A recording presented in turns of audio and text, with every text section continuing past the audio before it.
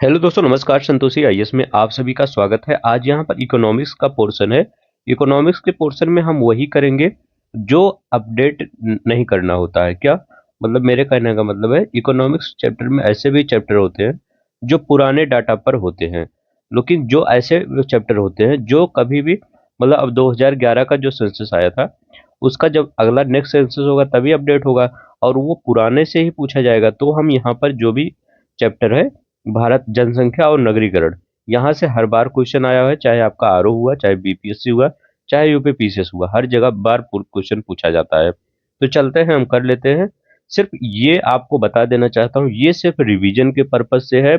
जिनको सिर्फ रिवीजन करना है कि अब आपके पास इतना समय नहीं है कुछ आप एक्स्ट्रा पढ़ें, सिर्फ आप रिवीजन करिए। यहाँ पर जितना भी मैं इस पॉइंटर के फॉर्म में ला रहा हूँ सब रिवीजन के पर्पज से ही ला रहा हूँ।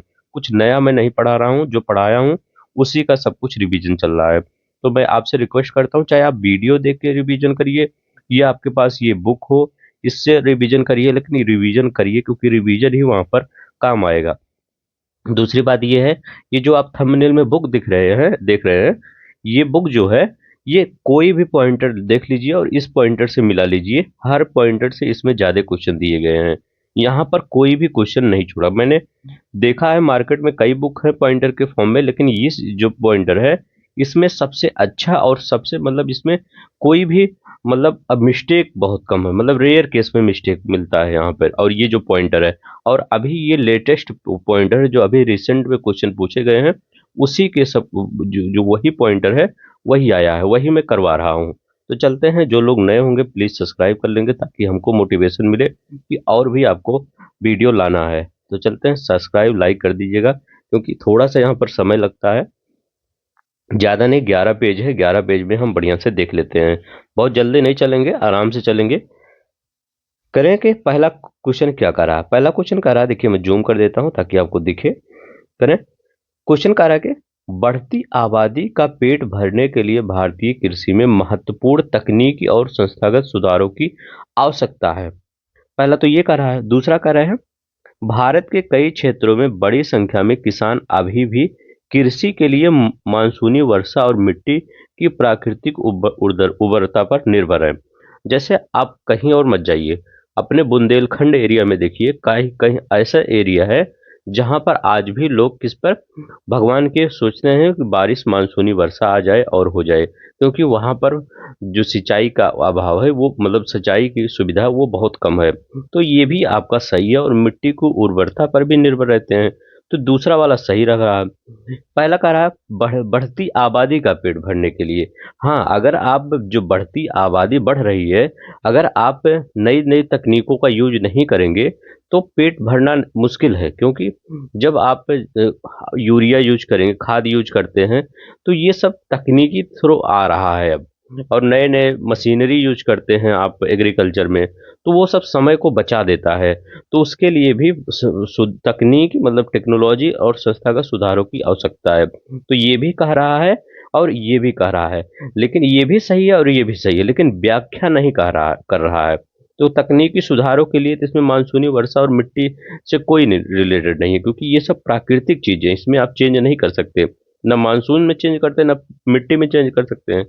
तो ये तकनीकी, ये ह्यूमन चेंज है, तो ये आप कर सकते हैं। तो इसीलिए दोनों तो सही है, लेकिन व्याख्या नहीं कर रहा है। तो ये क्वेश्चन पूछा गया था आपके पेपर में।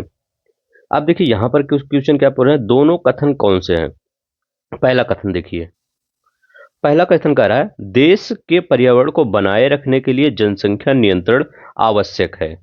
दूसरा कह रहे हैं जनसंख्या में तीव्र वृद्धि के कारण पर्यावरण संतुलन बना रहता है। तो क्या सही है? तो बताइए दोनों में क्या। देखिए देश के पर्यावरण को बनाए रखने के लिए जनसंख्या पर नियंत्रण आवश्यक है। हाँ, अगर आपको पर्यावरण को बनाए रखना है तो जनसंख्या को कंट्रोल में करके चलना पड़ेगा, नहीं तो इतनी जनसंख्या हो जाएगी कि रिसोर्स पूरी तरह से कम पड़ जाएंगे, तो पूरी तरह से पर्यावरण का विनाश हो सकता है। दूसरा कह रहे हैं जनसंख्या में तीव्र वृद्धि के कारण पर्यावरण संतुलन बना रहता है। नहीं, जनसंख्या में अगर तीव्र वृद्धि होगी तो पर्यावरण का संतुलन वो डिस्ट्रॉय हो सकता है। तो यहाँ पर ए सही है, आर गलत है। तो देखिए सिंपल ही क्वेश्चन था, इसमें ज्यादा कुछ एक्सप्लेन करने लायक नहीं है।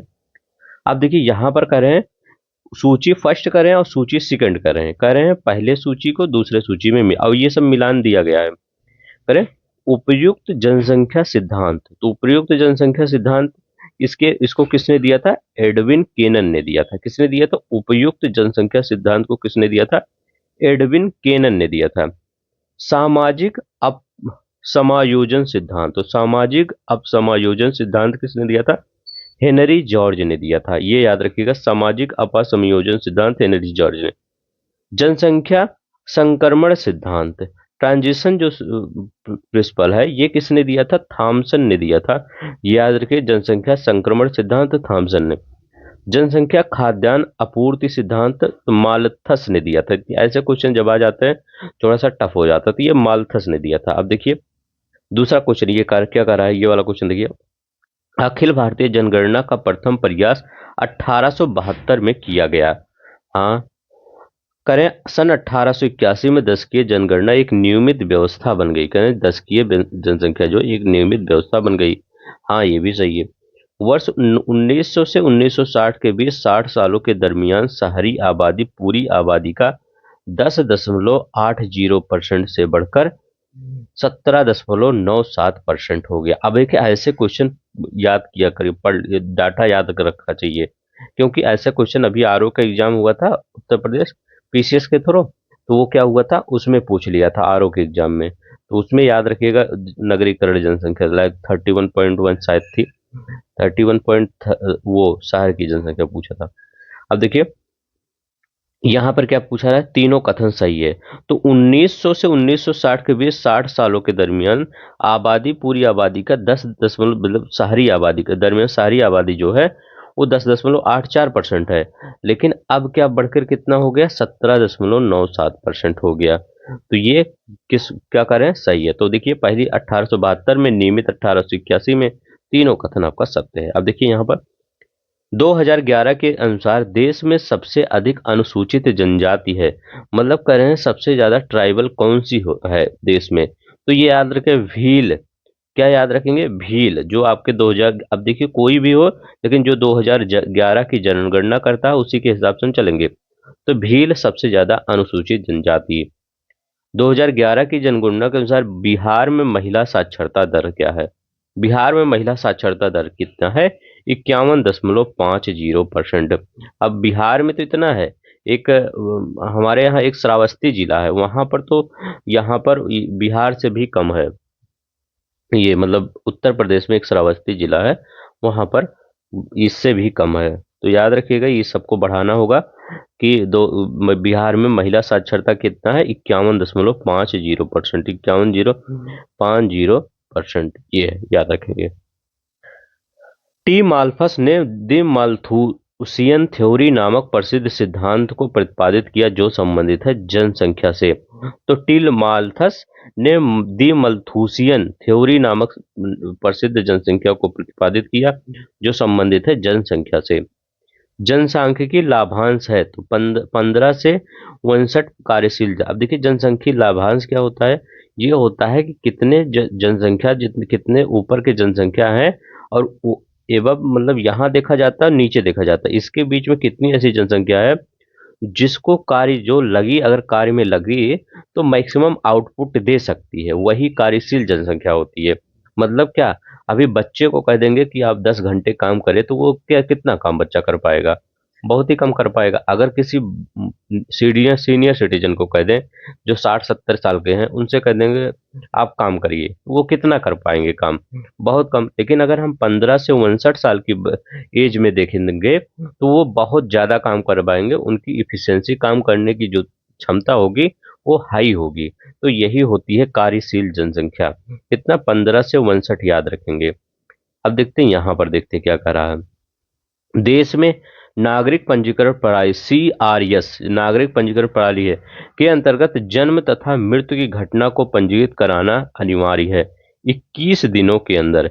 याद रखेंगे कितने दिनों के अंदर, 21 दिनों के अंदर देश में नागरिक पंजीकरण प्रणाली के अंतर्गत, जो नागरिक पंजीकरण प्रणाली होता है उसके अंतर्गत अगर जन्म और मृत्यु की घटना होती है उसको 21 दिन के अंदर क्या करना। जैसे मान लीजिए किसी के घर में किसी बच्चे या बच्ची का जन्म होता है तो उसको क्या करना चाहिए, 21 दिन के अंदर जाना चाहिए, चाहे वो जहाँ पे होता है ये मतलब पंजीकरण, वहां पर करवा लेना चाहिए। 21 दिन के मतलब 3 हफ्ते कह रहे हैं, 3 सप्ताह पूछ सकता है, सप्ताह में भी पूछ सकता है और ये दिन में भी पूछ सकता है। राष्ट्रीय पर्यावरण सुरक्षा सर्वेक्षण 5 सम्मिलित नहीं करता है।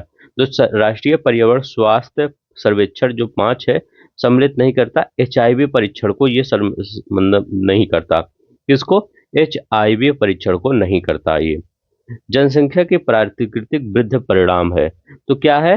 अशोधित जन्म दर और अशोधित मृत्यु दर, यही है प्राकृतिक वृद्धि का परिणाम है। मालथस के अनुसार जनसंख्या नियंत्रण का सर्वाधिक प्रभावकारी उपाय है, तो जन्म नियंत्रण, जनसंख्या नियंत्रण का सबसे प्रभावकारी उपाय क्या है मालथस के अनुसार? तो ये कह रहे हैं जन्म नियंत्रण है। अब देखिए यहाँ पर सभी कथन सत्य हैं और सभी ध्यान से पढ़िए। देखिए इस पॉइंटर में यही सही रहता है, जैसे इसमें जो दे दिया जाता है सभी कथन सत्य दे दिए जाए, और कई जो पॉइंटर आते हैं उसमें मतलब उसमें नहीं दिया रहता कि सभी कथन सत्य, कुछ गलत भी दिया रहता है। तो यहाँ पर आप एक आपको स्टेटमेंट मिल जाता कि हाँ ये स्टेटमेंट सही रह रहा है। भारत में शिशु लिंगानुपात 0 से 6 वर्ष 2001 से 11 में घटा है। कह रहे हैं जो शिशु लिंगानुपात है 0 से 6 उसमें घटा है। हरियाणा का शिशु लिंगानुपात 2001 से 11 तक बढ़ा है। भारत का ग्रामीण लिंगानुपात नगरीय लिंगानुपात से अधिक है। तो याद रखेंगे भारत का जो ग्रामीण लिंगानुपात है वो नगरीय लिंगानुपात से अधिक है। अब देखिए 2018 की एक UN डेसा की रिपोर्ट आई थी जिसमें वर्तमान में शहरी क्षेत्रों में निवास करने वाली जनसंख्या का परसेंट विश्व की कुल जनसंख्या का लगभग 55% है। कितना है? शहरी जनसंख्या अगर पूरा देख लिया जाता है कि UN डेसा का रिपोर्ट अगर कहता है कि शहरी क्षेत्रों में निवास करने वाली जनसंख्या कितना है? ज्यादा है विश्व की कुल जनसंख्या का, लगभग 55% हो गया, तो मतलब 45% ही जनसंख्या गांव में निवास कर रही है, शहरों में ज्यादा निवास कर रही है। UN डेसा के अनुसार भारत से कृषि सामानों का निर्यात सम्मिलित एजेंसी है। जो कृषि सामान हमारे यहाँ होता है, जैसे हमारे यहाँ क्या होता है, आलू बहुत बड़े पैमाने पर होता है, दूध बहुत बड़े पैमाने पर होता है, गन्ना, चीनी, ये सब बहुत बड़े पैमाने पे होता है। तो क्या होता है, भारत से उसको निर्यात करना, तो उसके लिए एक अलग से एजेंसी बनाई गई है, जैसे नेफेड। इसमें सबसे इंपॉर्टेंट है नेफेड। एम है एम है टीसी, MMTC तथा स्टेट ट्रेडिंग कारपोरेशन, ये तीनों याद रखिएगा। MMTC, नेफेड और स्टेट ट्रेडिंग कारपोरेशन, यही तीनों क्या है, जो हमारे यहाँ कृषि उत्पादक कृषि सामान है उनको बाहर भेजने का काम करते हैं। यहाँ पर देखिए 2011 की जनगणना के अनुसार ग्रामीण और शहरी दोनों क्षेत्रों में शिशु लिंगानुपात न्यूनतम है। कहाँ पर सबसे कम लिंगानुपात है, शिशु लिंगानुपात? तो ये कहाँ है? हरियाणा में। हरियाणा में सबसे कम लिंगानुपात। अभी देखिए एक और पढ़े थे हरियाणा में, करें हरियाणा का शिशु लिंगानुपात 2001 से 2011 के दौरान बढ़ा। अब देखिए इसको ऐसे याद कर लीजिए, ज्यादा लोग शिक्षित हो रहे हैं, तो शिक्षित हो रहे हैं तो लिंगानुपात वैसे ही बढ़ेगा। ठीक है। अब यहाँ करें ग्रामीण लिंगानुपात नगरीय लिंगानुपात से अधिक है, मतलब यहाँ पर जो लोग कहते हैं कि ग्रामीण लोग नहीं उतना सही, देखिए नहीं शिक्षित होते, तो ये देखिए भारत की ग्रामीण लिंगानुपात अधिक है नगरीय लिंगानुपात से। नगर वाले क्या करते हैं, ये देखिए, ये आप डाटा देखिए, कहेंगे कि हाँ ग्रामीण वाले ही सही हैं। अब देखिए यहाँ पर आर्थिक दृष्टि से सबसे ऊपर लिंगानुपात में सबसे नीचे स्थित है। तो आर्थिक दृष्टि से सबसे ऊपर है लेकिन लिंगानुपात में सबसे नीचे है, मतलब इनका कहने का मतलब है कि अगर उस स्टेट का डेवलपमेंट देखा जाए तो वो स्टेट अच्छा डेवलपमेंट कर रहा है, लेकिन अगर देखा जाए वो स्टेट लिंगानुपात में जहां बच्चों की संख्या से बहुत ही कम है, वो कौन है? हरियाणा है। याद रखेंगे हरियाणा है। 2011 की जनगणना के अनुसार अनुसूचित जनजातियों की सर्वाधिक जनसंख्या वाला राज्य कौन सा है? करें अनुसूचित जनजातियों की। देखिए अनुसूचित जनजातियों की अगर जनसंख्या पूछे तो जब जनजाति लगा दे तो मध्य प्रदेश, और अनुसूचित जाति जब लगा दे तो पंजाब हो जाता है। अनुसूचित जनजातियों की मध्य प्रदेश। अब देखिए मध्य प्रदेश को, अगर आप MPPCS का पेपर देखे होंगे तो वहां पर जनजातियों से रिलेटेड काफी क्वेश्चन पूछे जाते हैं। कम से कम 10-15 क्वेश्चन तो जनजातियों से रिलेटेड पूछे जाते हैं, तो वही याद रखेंगे क्या? मध्य प्रदेश। शिशु मृत्यु दर शिशु के जन्म से लेकर ठीक 1 वर्ष की आयु के बीच इस मृत्यु की संभावना है जो प्रति 1000 जीवित जन्मों पर व्यक्त की जाती है। ये है। दूसरा क्या कह रहे हैं, सभी कथन सत्य हैं। वर्ष 1950 में शिशु मृत्यु दर 189.6, 2020 में शिशु मृत्यु दर 28। कितना कम हो गया देखिए। Registered journal of India RGI sample registration system के बुलेटिन के अनुसार मध्य प्रदेश वर्ष 2020 में सबसे अधिक शिशु मृत्यु दर वाला राज्य था। तो ये सभी कथन सही है। अब ये नहीं इतना आएगा, ये क्वेश्चन मतलब जो आ गया है ये 2020, ये अब नहीं आएगा, लेकिन इतना याद रखिएगा, मध्य प्रदेश 2020 में सबसे अधिक शिशु मृत्यु दर वाला राज्य है। यहाँ का SRS सांख्यिकी रिपोर्ट 2022 के अनुसार भारत की कुल प्रजनन दर कितना है। 2022 के अनुसार जो प्रजनन, देखिए ऐसे क्वेश्चन क्या होता है, जो डाटा आया रहता है रिपोर्ट की, उसमें पढ़ लेना चाहिए कि किसमें क्या है। तो 2.0 है सांख्यिकी रिपोर्ट 2022 के अनुसार 2.0। अब देखिए SRS बुलेटिन 2022 के अनुसार महाराष्ट्र, पश्चिम बंगाल, गुजरात, कर्नाटक में मृत्यु दर निम्नतम थी, महाराष्ट्र में, याद रखेंगे। चलते हैं नहीं महाराष्ट्र और क्या है, पश्चिम बंगाल। अब देखिए यहाँ पर वर्ष 2011 की जनगणना के अनुसार अरुणाचल प्रदेश, बिहार और मेघालय में पंजाब में से जनसंख्या वृद्धि सर्वाधिक थी।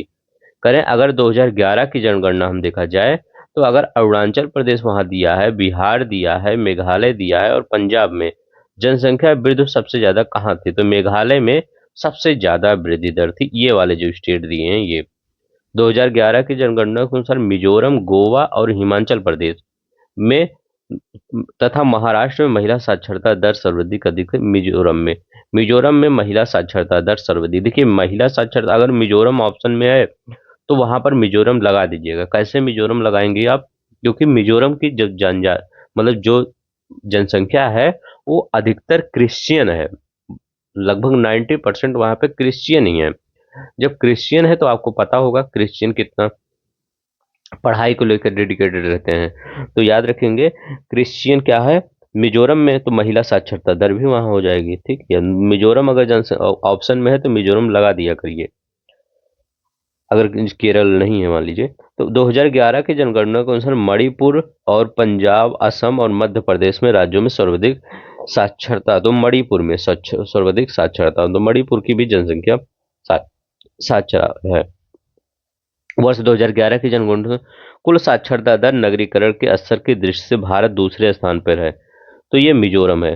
कह रहे हैं कुल साक्षरता दर तथा नगरीकरण के स्तर की दृष्टि से भारत में दूसरे स्थान पर है मिजोरम। हम कह रहे थे ना अगर केरल ऑप्शन नहीं है तो मिजोरम, क्योंकि मिजोरम में अधिकतर जनसंख्या क्या है क्रिश्चियन फॉलो करती है। जब क्रिश्चियन फॉलो करेगी तो वहां ऑटोमेटिक वह हो जाएंगे, मतलब अब नहीं करें कि क्रिश्चियन सब पढ़े लिखे होते हैं, लेकिन जैसे वहां पर अगर 10 लोग मिलेंगे तो 9 लोग पढ़े ही लिखे एकदम मिलेंगे आपको। तो ये क्या है, इतने मिजोरम है।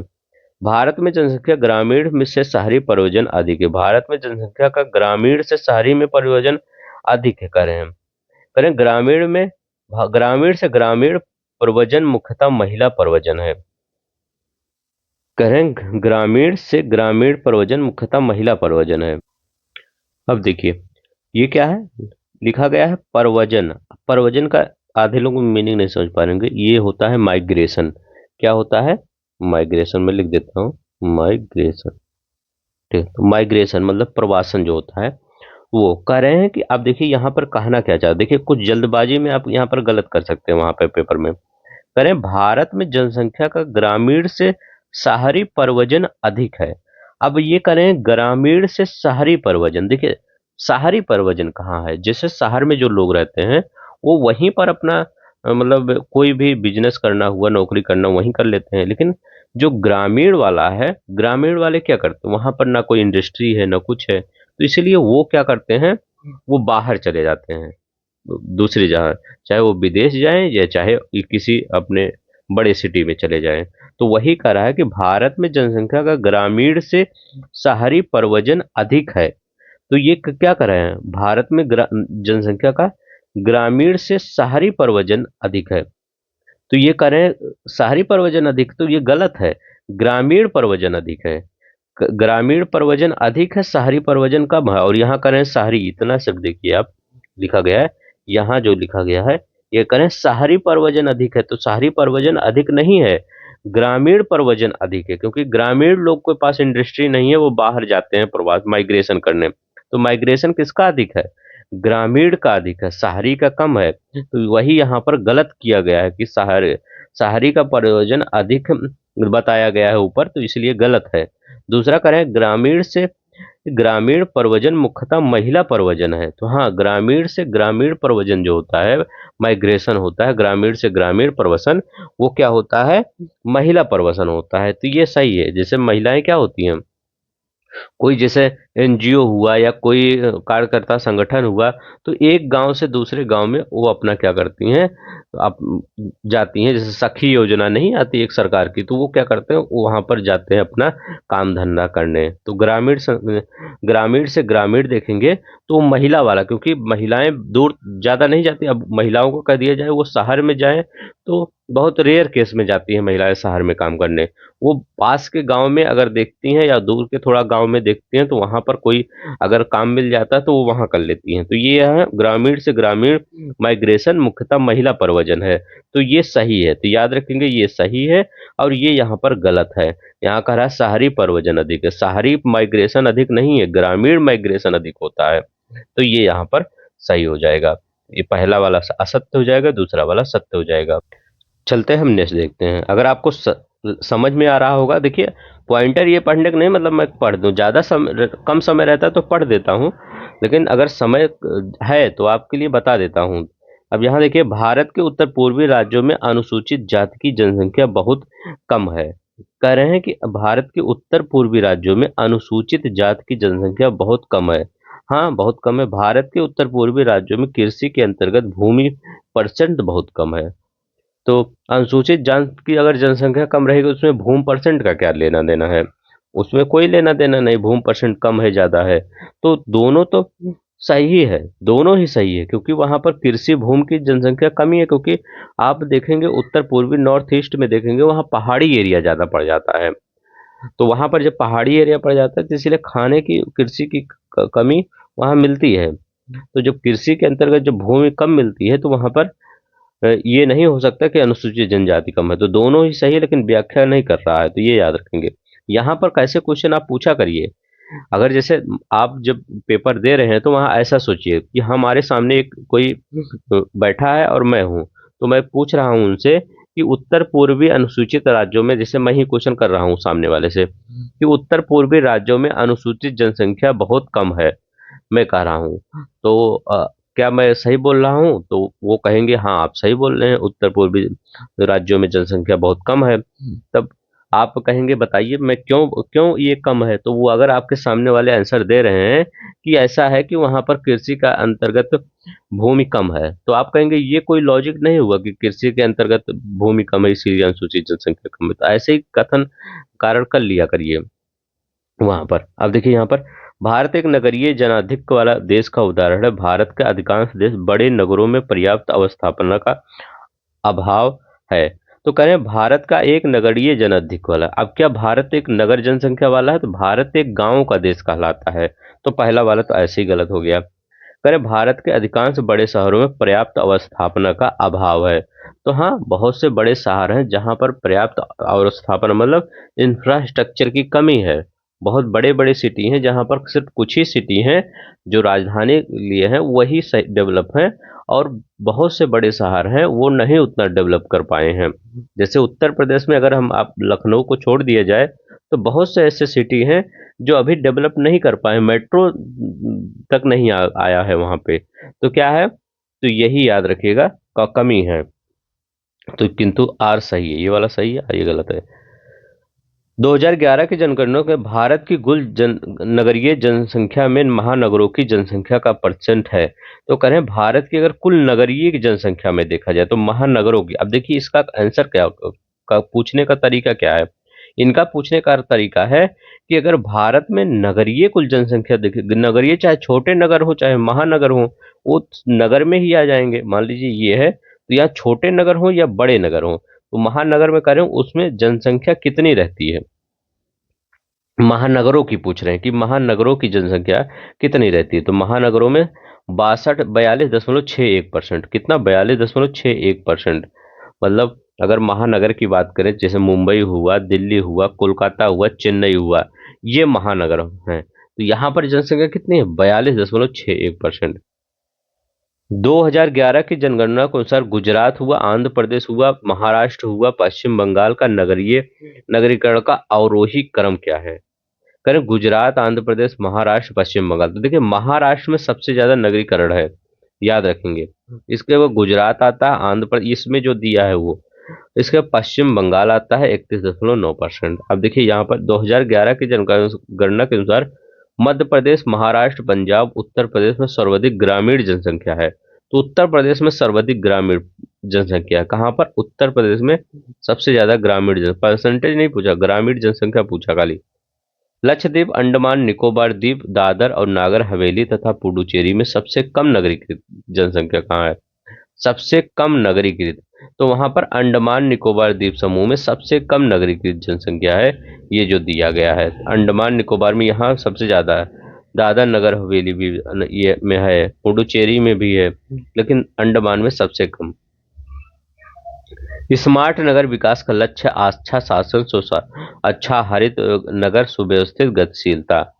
भारतीय जनगणना 2011 के अनुसार केरल हुआ, हरियाणा हुआ, बिहार हुआ, उत्तर प्रदेश में जनसंख्या घनत्व तो सबसे अधिक किसकी है? तो सबसे अधिक जनसंख्या घनत्व कितना है? 1106। ये भारत में भी सबसे अधिक जनसंख्या घनत्व है, याद रखिएगा। भारत में भी सबसे अधिक जनसंख्या घनत्व है किसकी? बिहार की, याद रखेंगे। 1106। अब देखिए यहाँ पर क्या करा है, करें 2011 की जनगणना के अनुसार राज्यों को केंद्र शासित प्रदेशों का अधिकतम से न्यूनतम परसेंट बताइए। किसके लिए? साक्षरता का बताना है। तो अधिकतम जितना इसमें दिया है इतना बताना है। तो पहले से केरल की जनसंख्या सबसे ज्यादा, फिर लक्षद्वीप की, फिर मिजोरम। देखिए हमेशा याद रखें, मिजोरम की जनसंख्या से लक्षद्वीप की जनसंख्या ज्यादा पढ़ी लिखी है, क्योंकि इसी के बगल में रहता है। केरल है ना, ये केरला है, तो यही लक्षद्वीप है, तो ये पूरा क्या है, इनका इन्वायरमेंट मिल जाता है, ऐसे याद रखिएगा। केरल, लक्षद्वीप, मिजोरम, गोवा, त्रिपुरा, ये है। 2011 के जनसंख्या के अनुसार बिहार राज्य में लिंगानुपात कितना है? तो बिहार राज्य में 2011 के अनुसार तो 918 है बिहार राज्य में लिंगानुपात। 2011 की जनगणना के अनुसार न्यूनतम साक्षरता दर से दृष्टि से बिहार का स्थान है प्रथम स्थान में, सबसे कम साक्षरता। 2011 की जनगणना के अनुसार भारत की कुल जनसंख्या में नगरीय जनसंख्या परसेंट कितना है? 31.1%। कितना? 31.1%। ये क्वेश्चन कहाँ पे आया था? इस बार आर ओ में आया था, कि पूछा था कि भारत की कुल जनसंख्या में नगरीय जनसंख्या कितनी है? 31.1% लिखेंगे। मध्य प्रदेश के इस जिले में जनजातीय जनसंख्या का सर्वाधिक परसेंट है, तो अलीराजपुर 89%। एमपीपीसीएस का क्वेश्चन है। मध्य प्रदेश के अनूपपुर, बुरहानपुर, इंदौर, ढिंडोरी जिलों में सर्वाधिक लिंगानुपात वाला जिला है ढिंडोरी। समग्र रूप से सर्वाधिक लिंगानुपात बालाघाट 1021। अब देखिए जनगणना 2011 के अनुसार कर्नाटक हुआ, गोवा हुआ, तमिलनाडु हुआ, आंध्र प्रदेश में सबसे अधिक लिंगानुपात है। तो सबसे अधिक लिंगानुपात किसका है? तमिलनाडु का है। चाहे कर्नाटक का लीजिए, चाहे गोवा का लीजिए, चाहे तमिलनाडु का, या आंध्र प्रदेश में सबसे अधिक लिंगानुपात तमिलनाडु में है। याद रखिएगा, जितने साउथ के स्टेट होंगे उनका लिंगानुपात ज्यादा होगा, जितने नॉर्थ के स्टेट होंगे उनका लिंगानुपात कम होगा, ये याद रखेंगे। 2011 की जनगणना के अनुसार उत्तराखंड राज्य के इन जनपदों में 2001 से 11 के नकारात्मक वृद्धि दर्ज की गई। तो उत्तराखंड के पौड़ी, गढ़वाल और अल्मोड़ा में नकारात्मक वृद्धि दर्ज की गई। केंद्र शासित प्रदेशों में न्यूनतम लिंगानुपात है। तो जनसंख्या के अनुसार, जनगणना के अनुसार केंद्र शासित प्रदेश कौन है जिसमें न्यूनतम लिंगानुपात है? दमन और दीव में 618 है। अब करें 2011 की जनगणना के अनुसार उत्तर प्रदेश में न्यूनतम साक्षरता दर है। तो उत्तर प्रदेश में न्यूनतम साक्षरता दर दादर और नगर हवेली 76.2%। किसका है? दादर और क्या पढ़ रहे थे हम? 2011 के अनुसार केंद्र शासित प्रदेश में न्यूनतम साक्षरता दर कितना है? ठीक है, तो न्यूनतम साक्षरता दर कुछ और ही पढ़ दे रहे थे, सोच रहे। तो केंद्र शासित प्रदेश में न्यूनतम साक्षरता दर दादर और नगर हवेली 76.2%। तो यहाँ लिंगानुपात दमनदीप का 618 याद रखेंगे। 2011 के अनुसार भारत में महिला साक्षरता दर है, तो 2011 के अनुसार भारत की महिला साक्षरता दर है, ये इंपॉर्टेंट है, 64.6% ये महिला साक्षरता दर है। 2011 की जनगणना के अनुसार आदर्श वाक्य क्या था? आवर सेंसस आवर फ्यूचर, जो 2011 का वो आदर्श वाक्य था। उच्च जन्म दर का उच्च मृत्यु दर से, उच्च निम्न दर का निम्न मृत्यु दर से, उच्च जन्म दर का निम्न मृत्यु दर से। उपयुक्त कथनों में से आर्थिक विकास से संबंधित विशिष्ट जनसंख्या संक्रमण का सही क्रम क्या होगा? 1-3-2 होगा। कौन सा? 1-3-2। जनसंख्या वृद्धि के स्वरूप की कोई एक दीर्घ कालावधि में घटित क्रमिक परिवर्तन को कहते हैं जनांकीय संक्रमण करते हैं। क्या कहते हैं? जनांकीय संक्रमण। अस्थायी जनसंख्या संरचना के लिए आवश्यक है स्थिर जन्म दर और मृत्यु दर। अस्थायी जनसंख्या के लिए देखिए, वर्तमान में भारत की जनसंख्या वृद्धि गुजर रही है, निश्चित रूप से गिरने की प्रवृत्ति के साथ उच्च वृद्धि दर। निश्चित रूप से गिरने की वृद्धि के निश्चित रूप से गिरने की प्रवृत्ति के साथ उच्च वृद्धि दर भारत में जनसंख्या की वृद्धि दर गुजर रही है। अब यहाँ देखिए, जनसंख्या बढ़ने का भारत का मुख्य कारण है मृत्यु दर में कमी। माल्थस ने जनसंख्या के अनुसार जनसंख्या में वृद्धि होती है, ज्यामितीय क्रम में वृद्धि होती है। किस क्रम में? माल्थस के अनुसार जनसंख्या में वृद्धि ज्यामितीय क्रम में होती है। जनसंख्या का घनत्व, रहन सहन का स्तर, लिंगानुपात, ग्रामीण शहरी जनसंख्या में से जनसंख्या की जनांकीय विशेषताओं का हिस्सा नहीं है। रहन सहन का स्तर याद रखिएगा, रहन सहन का स्तर नहीं है। भारत में सर्वाधिक जनसंख्या घनत्व संबंधित है औद्योगिक क्षेत्रों से। याद रखेंगे, औद्योगिक क्षेत्रों से। भारत में सर्वाधिक जनसंख्या घनत्व संबंधित है किससे? औद्योगिक क्षेत्रों में। बांध्यकरण के लिए जो जनसंख्या नियंत्रण करने का एक अधिक विश्वसनीय तरीका है, दंपतियों को अपनी इच्छा से न करने का कुछ कारण हो। लड़कों के लिए इच्छा, शिशु मृत्यु दर की ऊंची दर, समझदारी की कमी तथा अति गरीब परिवारों में आर्थिक मजबूरियां आदि, ये हैं, याद रखेंगे। अब नीचे देखते हैं, यहां पर करें भारत में जनगणना का नियमित कार्य सर्वप्रथम किया गया वर्ष 1881 में। याद रखिएगा, भारत में जनगणना का नियमित कार्य सर्वप्रथम किया गया वर्ष 1881 में। भारत में प्रथम जनगणना प्रारंभ हुई वर्ष 1872 में। प्रथम जनगणना प्रारंभ हुई। भारत में अंग्रेजों के समय में प्रथम जनगणना हुई थी लॉर्ड मेयो के कार्यकाल में। याद रखेंगे, भारत के समय में प्रथम जनगणना जब प्रारंभ 72 में, लेकिन नियमित 81 में, लॉर्ड मेयो के कार्यकाल में। अब देखिए, 1901 से 21 के बीच में मंद वृद्धि हुई थी। कितनी? मंद वृद्धि। 1921 से 51 के में अस्थायी वृद्धि हुई थी। 51 से 81 के बाद द्रुतगामी में बहुत तेज वृद्धि हुई थी। 81 से 2001 में कम होने के निश्चित लक्षणों सहित तीव्र वृद्धि हुई थी। तो सबसे वृद्धि कहाँ हुई थी? 51 से 81 में सबसे ज्यादा वृद्धि हो गई थी। अब देखिए, यहाँ पर 71 से 1971 से 81 तक 24.66 जनसंख्या वृद्धि दर थी। ये याद रखेंगे, पूछ लेता है। 81 से 91 में 23.87 वृद्धि थी। 91 में से 2001 में 21.54 थी। 2001 से 2011 के 17.7। तो ये 2001 से ये तो 17.7 थी, लेकिन 71 से 81 याद रखेंगे 24.66%। कितना है? 24.66। 71 से 81 के बीच में, ठीक है, ये याद। अब देखिए यहाँ पर भारत में 2001 से 11 के जनगणना देखिए 17.7% है। भारत में 1971, 81, 91 और 2001 में जनसंख्या में सर्वाधिक प्रतिशत बदलाव कहाँ किया गया? तो 71 में भारत की जनसंख्या तीव्र गति बढ़ रही थी। पहला ये है। दूसरा क्या कर रहा है? बढ़ रही है। दूसरा कह रहा है वर्तमान वृद्धि दर निकट भविष्य के चीन से आगे हो जाने की हो गई है। आगे विश्व में प्रत्येक 6 व्यक्तियों में से एक भारतीय है। भारत की लगभग 40% जनसंख्या गरीबी रेखा से नीचे स्तर में निवास करती है। तो 1 और 2 और 3 कथन सही है। करें, भारत की जनगणना हर 10 वर्ष की जाती है। 10 वर्ष की अवधि के दौरान भारत की जनसंख्या अधिकांशतः अपरिवर्तित रहती है। ये सही, किंतु आर गलत है। ठीक है, 10 वर्ष के दौरान भारत की जनसंख्या अपरिवर्तित रहती है, नहीं, बढ़ती है हमेशा। भारत की हर 10 वर्ष की जाती है, तो हाँ, ये तो सही है। भारत में जनघनत्व तो क्या है, निरंतर बढ़ रहा है। जनघनत्व तो मतलब एक इतनी जगह है, इससे लोग बढ़ते जा रहे हैं इसमें। अब देखिए, भारत 2011 की जनगणना में जाति को सम्मिलित करने की सहमति देने वाले मंत्रियों का समूह जीओएम के प्रमुख थे प्रणब मुखर्जी।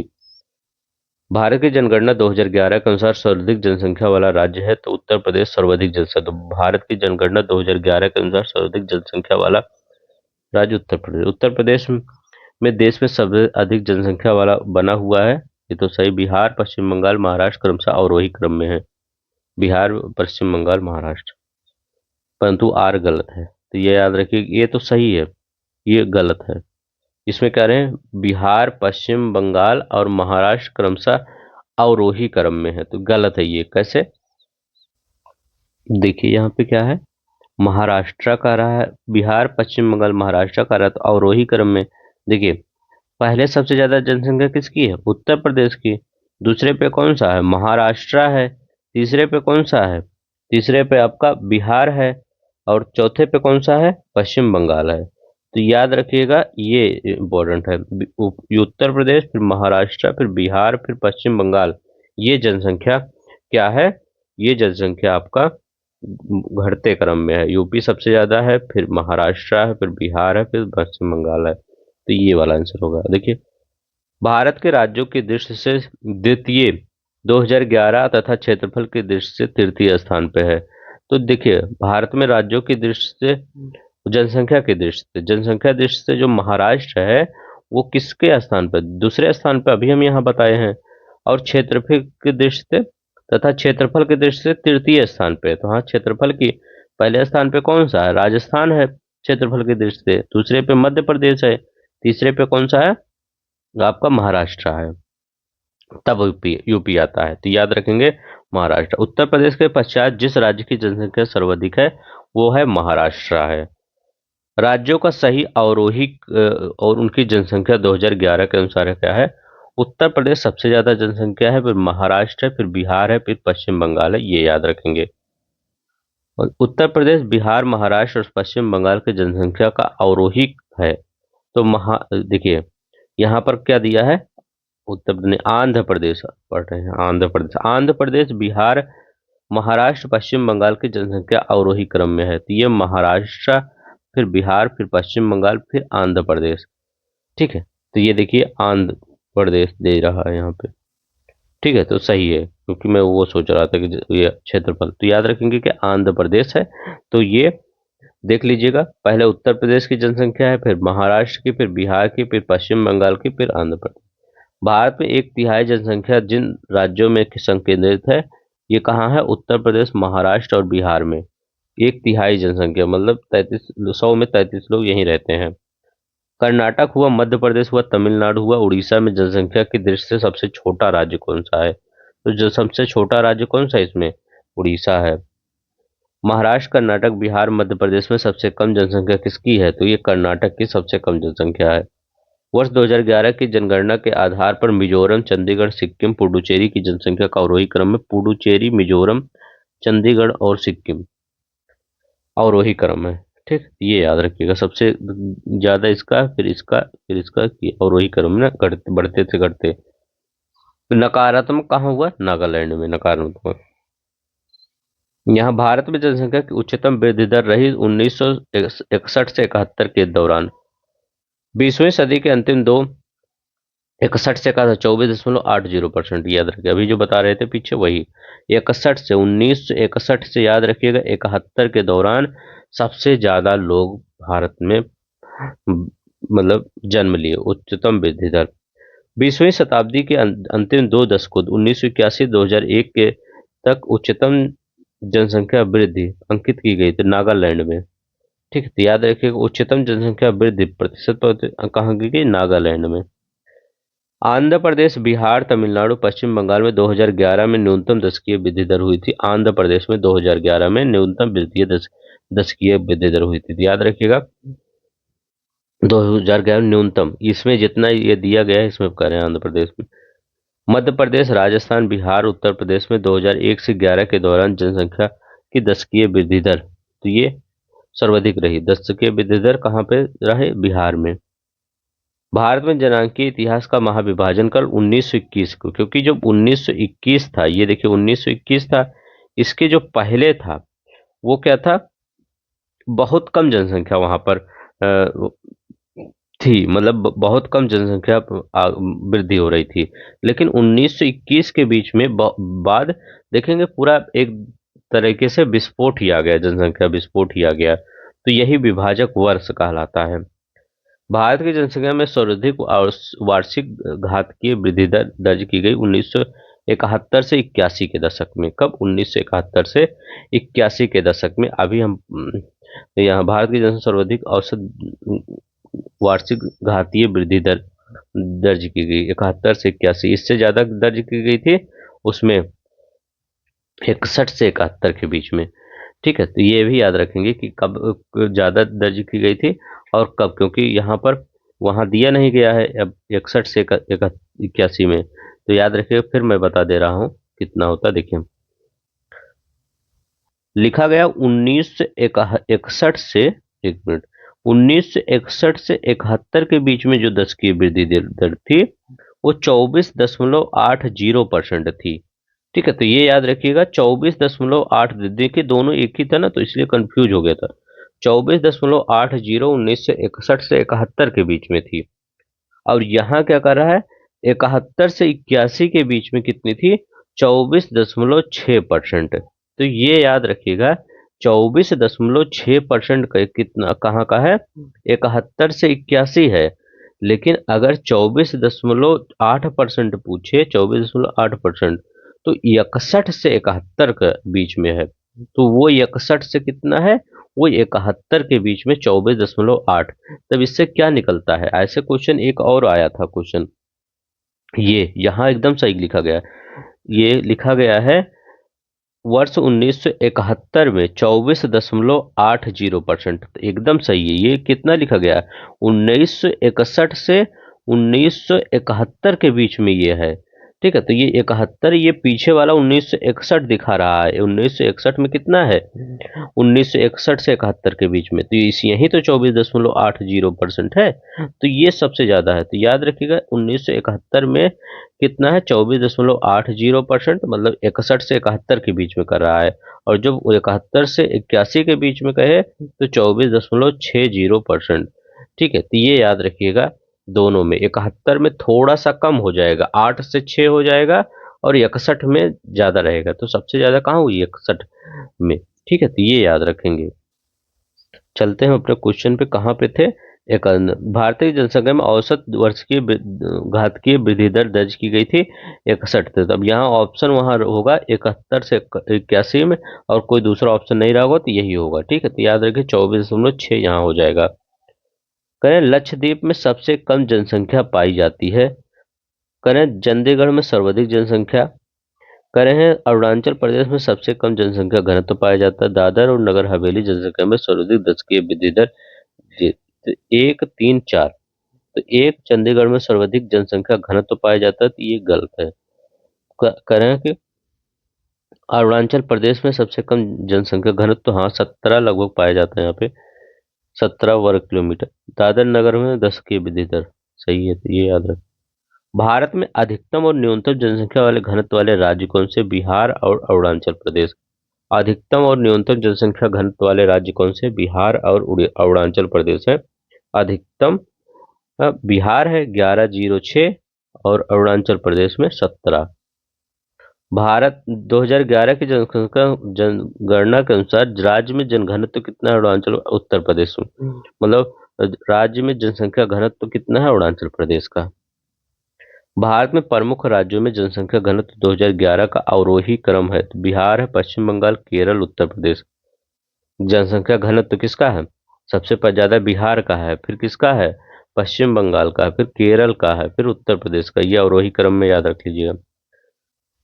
2011 की जनगणना के अनुसार उत्तर प्रदेश, बिहार, पश्चिम बंगाल तथा केरल में से जनसंख्या घनत्व सबसे कम है। तो जनसंख्या घनत्व कितना सबका? उत्तर प्रदेश में जनसंख्या घनत्व सबसे कम है। यहाँ पर अगर देखा जाए बिहार, पश्चिम बंगाल या केरल में, हमसे आगे बिहार है, हमसे आगे पश्चिम बंगाल, केरल भी है। ठीक है, तो उत्तर प्रदेश का कम है।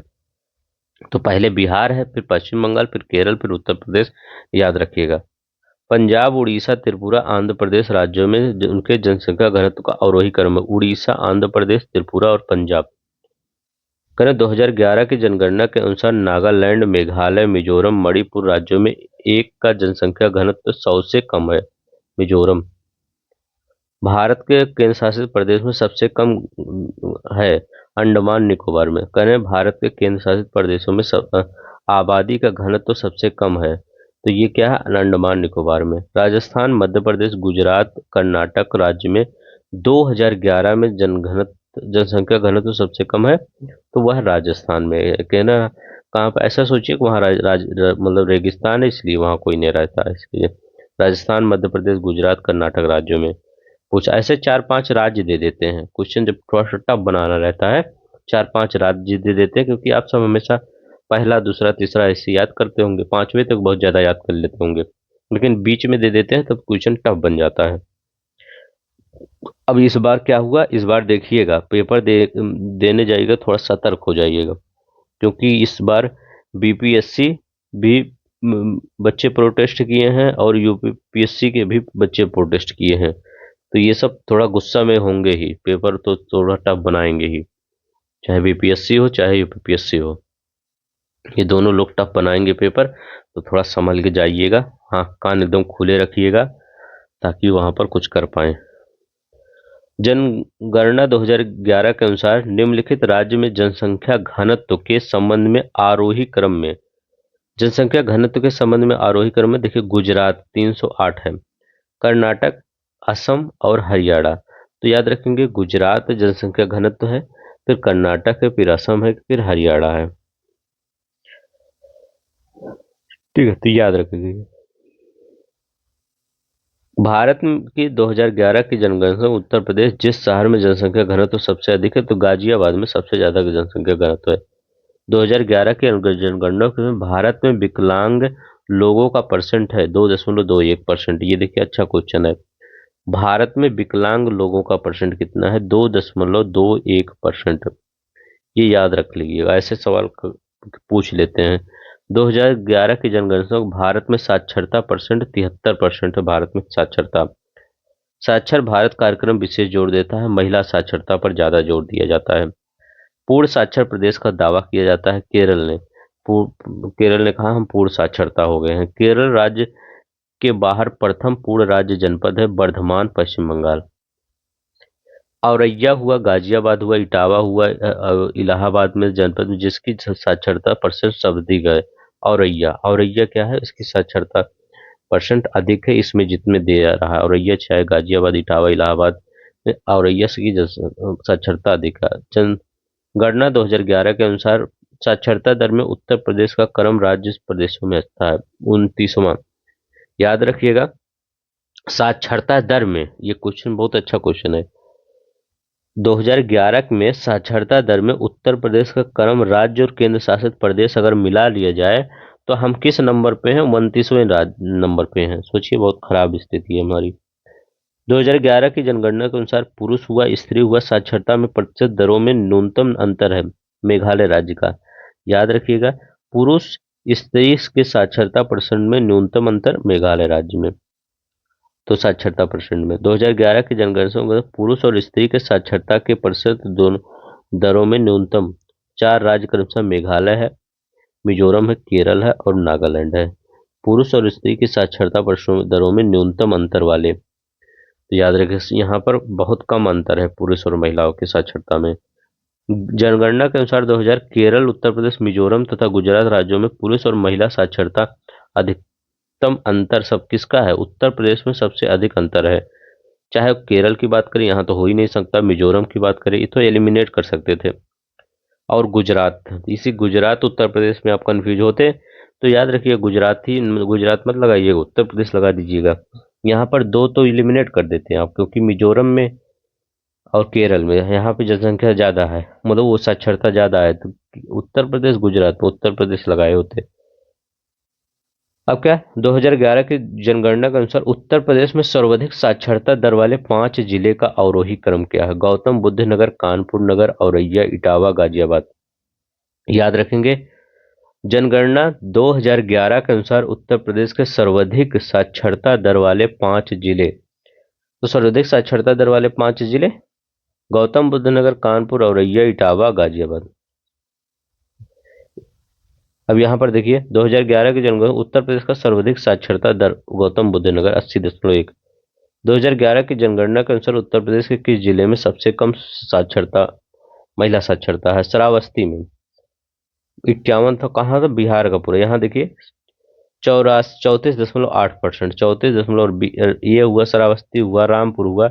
यहाँ पर महिला साक्षरता बहुत ही कम है। यहाँ पर देखिए न्यूनतम साक्षरता वाला जिला श्रावस्ती है। सबसे कम साक्षरता पढ़े लिखे कहाँ है? सबसे कम श्रावस्ती। सर्वाधिक लिंगा अनुपात वाला जिला करें देवरिया है। सर्वाधिक लिंगा अनुपात वाला जिला देवरिया है। ये तो गलत है। न्यूनतम जनघनत्व वाला जिला ललितपुर है। अब ललितपुर क्यों आया पिक्चर में? न्यूनतम जनघनत्व मतलब बहुत ज्यादा लोग हैं यहाँ पर, और कहाँ पर? बहुत दूर दूर हैं। एक लोग यहाँ है तो एक लोग यहाँ है। नगर निगम क्षेत्र की जनसंख्या के आधार पर राज्य का सर्वाधिक जनसंख्या वाला नगर कानपुर है। सबसे ज्यादा जनसंख्या वाला नगर कौन सा है? कह रहे हैं कानपुर है। नगर निगम क्षेत्र की जनसंख्या के आधार पर, तो राज्य की सर्वाधिक जनसंख्या का नगर कौन सा है? कानपुर। ये गलत है। देखिए कानपुर जनसंख्या सर्वाधिक नहीं है। यहाँ महिला अगर राज्य का सर्वाधिक जनसंख्या वाला नगर, तो वो राज्य का सर्वाधिक अगर जनसंख्या वाला नगर देखा जाए तो आपका हो जाएगा प्रयागराज। प्रयागराज में जिला देखा जाए तो जिला में प्रयागराज सबसे ज्यादा वो जनसंख्या रखता है। ठीक है, तो प्रयागराज में सबसे ज्यादा जनसंख्या, तो पहला वाला आपका सही होगा और तीसरा वाला सही होगा। न्यूनतम साक्षरता वाला श्रावस्ती है और न्यूनतम जनघनत्व वाला ललितपुर है। ये याद रखेंगे। अब यहाँ पे क्या करा है? जनगणना 2011 के आंकड़ों के अनुसार भारत के राज्य में न्यूनतम साक्षरता दर है बिहार की जो साक्षरता दर है वो न्यूनतम है, तो पता ही होगा आपको। कह रहे हैं भोपाल, नरसिंहपुर, जबलपुर, इंदौर में साक्षरता दर सर्वाधिक है। जबलपुर में, तो ये एमपी पीछे से पूछ रहे हैं। देखिए उत्तर प्रदेश में बाल लिंगानुपात कितना है? 2011 को 902। मध्य प्रदेश में कितना है? 918 है। राजस्थान में कितना है? 888 है। बिहार में कितना है? 935 है। तो बाल लिंगानुपात देखिएगा बिहार का सही है। उत्तर प्रदेश में 902। वो भारत में बाल 0 से 6 जनसंख्या का लिंग अनुपात 1961 से क्या रहा? निरंतर घट रहा है।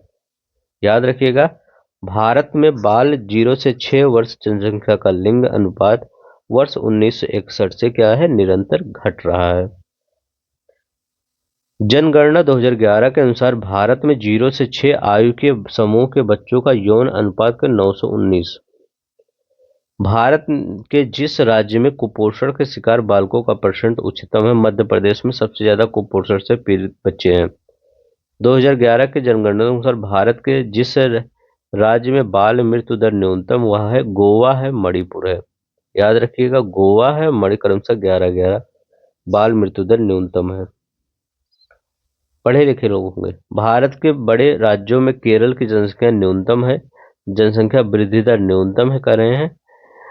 इसका सर्वाधिक रूप से स्वीकृत कारण है केरल में साक्षरता, लोक स्वास्थ्य और संवर्धन की भारी निवेश किया है। सामाजिक नीतियों को उच्च प्राथमिकता दी गई है, इसीलिए जनसंख्या वृद्धि दर न्यूनतम। देखिए जितने भी दक्षिण भारत के होंगे स्टेट, वहां पर जनसंख्या घनत्व, जनसंख्या वृद्धि दर वो सब न्यूनतम रहती है, और लिटरेसी रेट वहां ज्यादा रहती है। बौद्धों की अधिकतम संख्या पाई जाती है महाराष्ट्र में। बौद्धों की अधिकतम संख्या कहाँ पाई है? महाराष्ट्र में। अब देखिए क्षेत्रफल में छत्तीसगढ़ पश्चिम बंगाल से बड़ा है। करें छत्तीसगढ़ और किससे बड़ा है? पश्चिम बंगाल से बड़ा है। दूसरा करें जनसंख्या, जनगणना 2011 के अनुसार पश्चिम बंगाल की जनसंख्या छत्तीसगढ़ की जनसंख्या से अधिक है।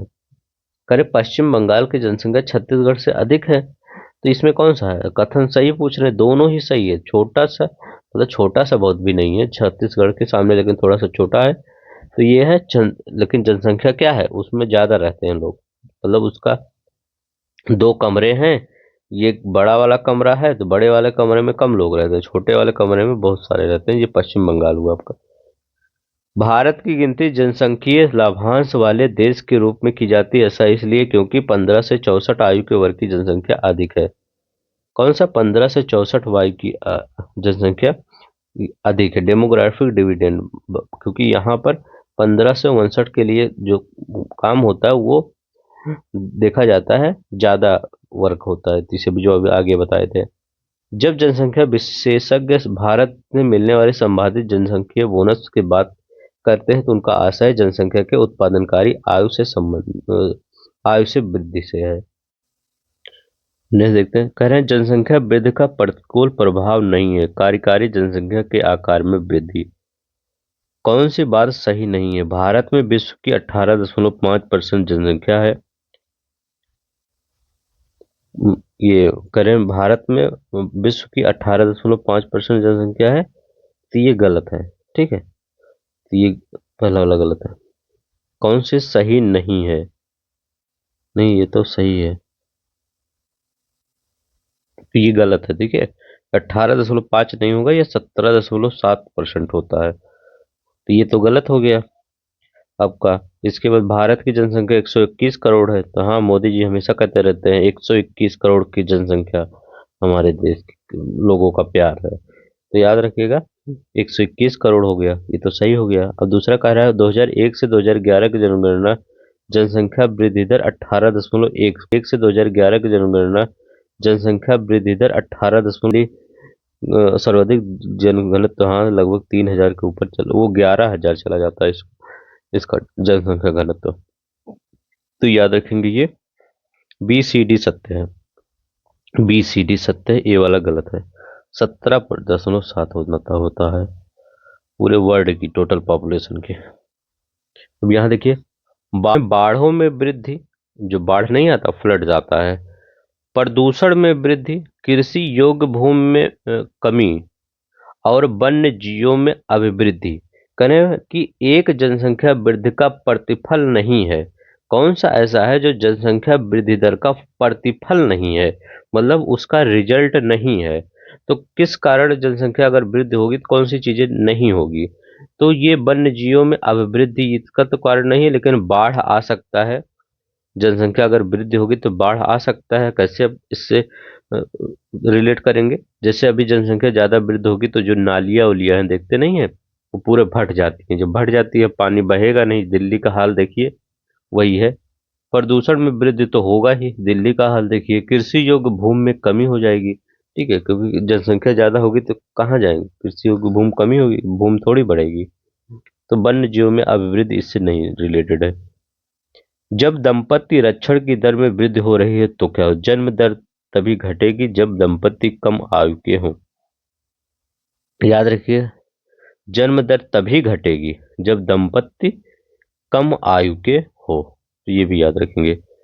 वर्ष 2011 की जनगणना में भारत में लिंग अनुपात प्रति 1,000 पुरुषों के पीछे स्त्रियों की संख्या है 943। कर रहे हैं लिंगानुपात पूछ रहे हैं, एक हिसाब से ये याद रख लिया, 943, 943 कितना है? लिंगा अनुपात है 2011 की जनगणना के अनुसार। 2011 की जनगणना के अनुसार भारतीय राज्यों में न्यूनतम लिंगानुपात पाया जाता है। हरियाणा में न्यूनतम लिंगानुपात 2001 से 2011 के मध्य उत्तर प्रदेश में लिंगानुपात में वृद्धि हुई है 1,000 पुरुषों पर 14 महिलाओं। ठीक है, तो मतलब 2001 से 11 में 1,000 पुरुषों पर 14 महिलाएं वृद्धि हो गई है। गुजरात हुआ झारखंड, महाराष्ट्र, मध्य प्रदेश एक राज्य जहां लिंगानुपात राष्ट्रीय औसत के ऊपर है। तो कहां पर? झारखंड में। झारखंड में लिंगानुपात क्या है? राष्ट्रीय औसत से ऊपर है। धार्मिक समुदाय बौद्ध, जैन, ईसाई और मुसलमान का यौन अनुपात में अवरोही क्रम क्या है? तो अवरोही क्रम यौन अनुपात में, तो ये यौन अनुपात मतलब लिंगा अनुपात ही इसका मतलब है, कुछ ज्यादा ही हिंदी लिख दिया है। ठीक है, तो ये लिंगा अनुपात। अगर करें सेक्स रेशियो में सबसे मतलब ज्यादा अच्छा किसका है, किसका कम है? तो किसका है? ईसाई में सही, सबसे सही है। इसके बाद बौद्ध में, फिर जैन में, फिर मुस्लिम में। तो याद रखिएगा, ईसाई, बौद्ध, जैन, मुसलमान, इसमें लिंगानुपात सबसे अच्छा किसका आता है? ईसाइयों का, फिर बौद्ध का, फिर जैन का, फिर मुसलमान का। 2011 की जनगणना से संबंधित अतिरिक्त आंकड़ों के अनुसार भारत के जिस समुदाय में सबसे कम लिंगानुपात है वह है सिख है। ठीक है, सबसे कम लिंगानुपात यही है। तो हरियाणा का पड़ोसी है तो थोड़ा सा वो तो मिलेगा ही, मतलब गुड़। भारत के न्यूनतम यौन अनुपात जिस केंद्र शासित प्रदेश में पाया जाता है वह है दमन और दीव। भारत में लिंगानुपात के लिए उत्तरदायी कारक है उच्च मृत्यु दर, उच्च बालिका मृत्यु दर, बालिका भ्रूण हत्या। देखिए ये इतना बेकार काम करते हैं ये सब। ठीक है, अब तो ये नहीं है, बहुत कम रेयर केस में नहीं, बहुत मतलब हो जाता है कहीं कहीं, लेकिन बालिकाओं की तुलना में अधिक बालकों का जन्म। इसका तो नहीं कहा जा सकता, लेकिन ये वाला सिस्टम खराब है। दूसरा वाला, ये वाला बालिका भ्रूण हत्या। अब इसमें जन्म किसका हो रहा है किसके नहीं, तो उसका 2011 की जनगणना के अनुसार प्रति हजार और पुरुषों पर महिलाओं का संख्या सर्वाधिक है। केरल में सबसे ज्यादा है। देखिए केरल में कितना सेक्स रेशियो है, 1084 सेक्स रेशियो है। किसके, मतलब ये अगर मेल के कंपेयर में, मेल इसमें एक मेल पर देखा जाता है, मेल 1000 है तो फीमेल देखा जाएगा कितना है, तो फीमेल यहाँ कितना है, 1084 फीमेल, मतलब 1000 को भी क्रॉस कर दिए हैं, ये याद रखेंगे। 2011 के अनुसार भारत के जिस राज्य में महिला लिंग अनुपात सबसे अधिक है वह केरल है। तो देखिए 11 के अनुसार तमिलनाडु, आंध्र प्रदेश, कर्नाटक, उड़ीसा में उच्चतम लिंगानुपात किसका है, तो उच्चतम लिंगानुपात तमिलनाडु का है 996। केरला के बगल है ना, पड़ोसी है, जो पड़ोसी रहेंगे कुछ कुछ उनके गुण मिलते रहेंगे, इतना जान लीजिएगा। भारतीय संघ शासित क्षेत्र में से एक लिंग अनुपात प्रति 1000 पुरुषों की तुलना में महिलाओं की संख्या 1000 से ऊपर पुडुचेरी में। कहां पर, पुडुचेरी में 1037। तो ये भी पुडुचेरी भी केरला में ही आ जाता है ना कुछ एरियाज का, तो वो भी उसके भी गुणधर्म मिल रहे हैं। 1951 में लिंगानुपात 946 थी। 71 में कितनी थी, 930 भारत की लिंगानुपात। 91 में 927 कट गया। 2011 में 943। देखिए, और देखिए यहाँ पर क्या है,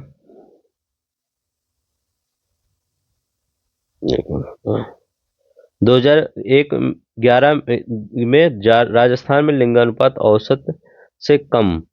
हाँ, राजस्थान में थोड़ा सा कम है लिंगानुपात। 2011 में राजस्थान के सभी जिलों में लिंगानुपात 1000 से कम है।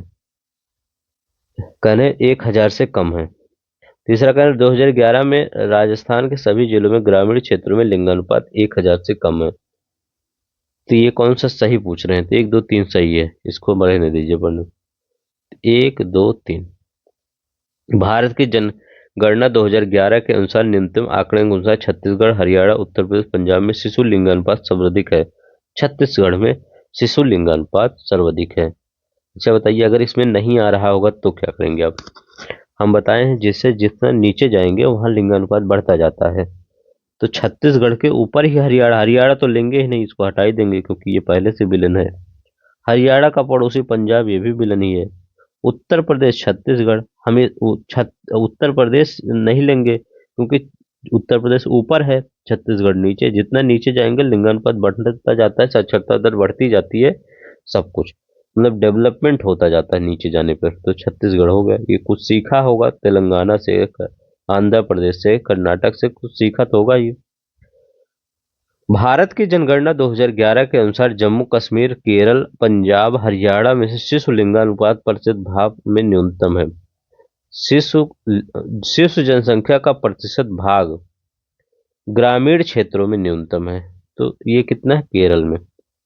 2011 के जनगणना को भारत के न्यूनतम जनसंख्या घनत्व वाले राज्यों का सही आरोही क्रम बताइए जहां न्यूनतम जनसंख्या घनत्व है। तो ये अरुणाचल प्रदेश में देखिए 17 है, फिर मिजोरम है, सिक्किम है, नागालैंड है।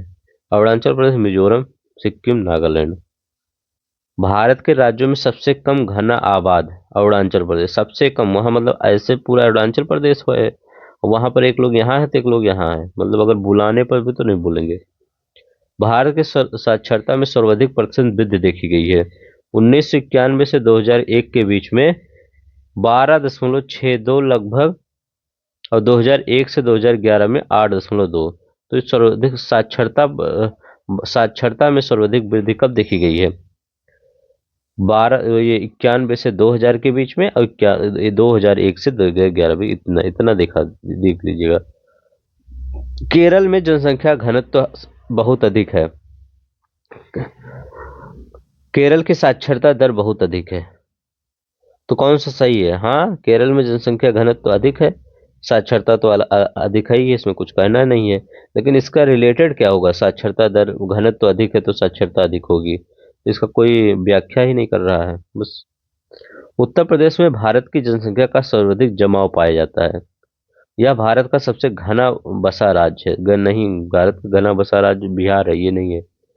उत्तर प्रदेश नहीं है सबसे घना, बिहार है, तो ये सही है। ये तो बिहार और उत्तर प्रदेश क्या है? दोनों बचपन के दोस्त हैं। दोनों ही क्या है, थोड़ा खुराफाती हैं। कैसे बताऊं? देखिए, उत्तर प्रदेश ने कहा कि हम सबसे ज्यादा जनसंख्या रखते हैं, तो बिहार ने कहा हम पीछे कहाँ रहते हैं, हमारे यहाँ सबसे ज्यादा जनसंख्या घनत्व है। तो दोनों ही टॉप कर रहे हैं, मतलब नीचे से टॉप किए हैं दोनों लोग। एक लोग कह रहे हैं हम सबसे ज्यादा जनसंख्या रखेंगे, और एक लोग कह रहे हैं कि हम सबसे ज्यादा जनसंख्या घनत्व रखेंगे। सबसे ज्यादा जनसंख्या घनत्व कहाँ है? बिहार में है, 1006, 1106। और यहाँ पे उत्तर प्रदेश में सबसे ज्यादा जनसंख्या है, 19 करोड़ पहुंचे हैं। अब तो और पहुंचा होगा, देखिएगा। तो ये दोनों लोग आपस में मिले हुए हैं। और देखिए, ए सही है, आर क्या है? गलत से। भारत का सबसे घना राज्य नहीं है उत्तर प्रदेश। 2011 की जनगणना के अनुसार साक्षरता के संदर्भ में निम्नलिखित आरोही क्रम बताइए। बिहार 61, राजस्थान 66, उत्तर प्रदेश 67, मध्य प्रदेश 69।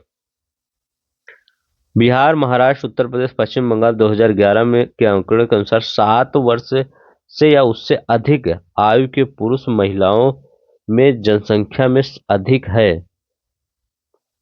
7 वर्ष या उससे अधिक पुरुष महिलाओं में संख्या में अधिक है, सभी चारों में। याद रखिएगा, सभी चारों में।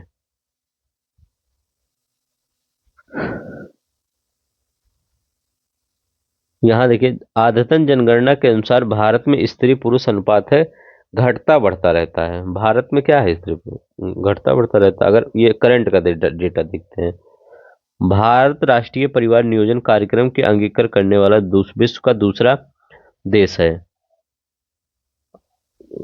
सत्य कथन पूछ रहे थे तो गलत ही है।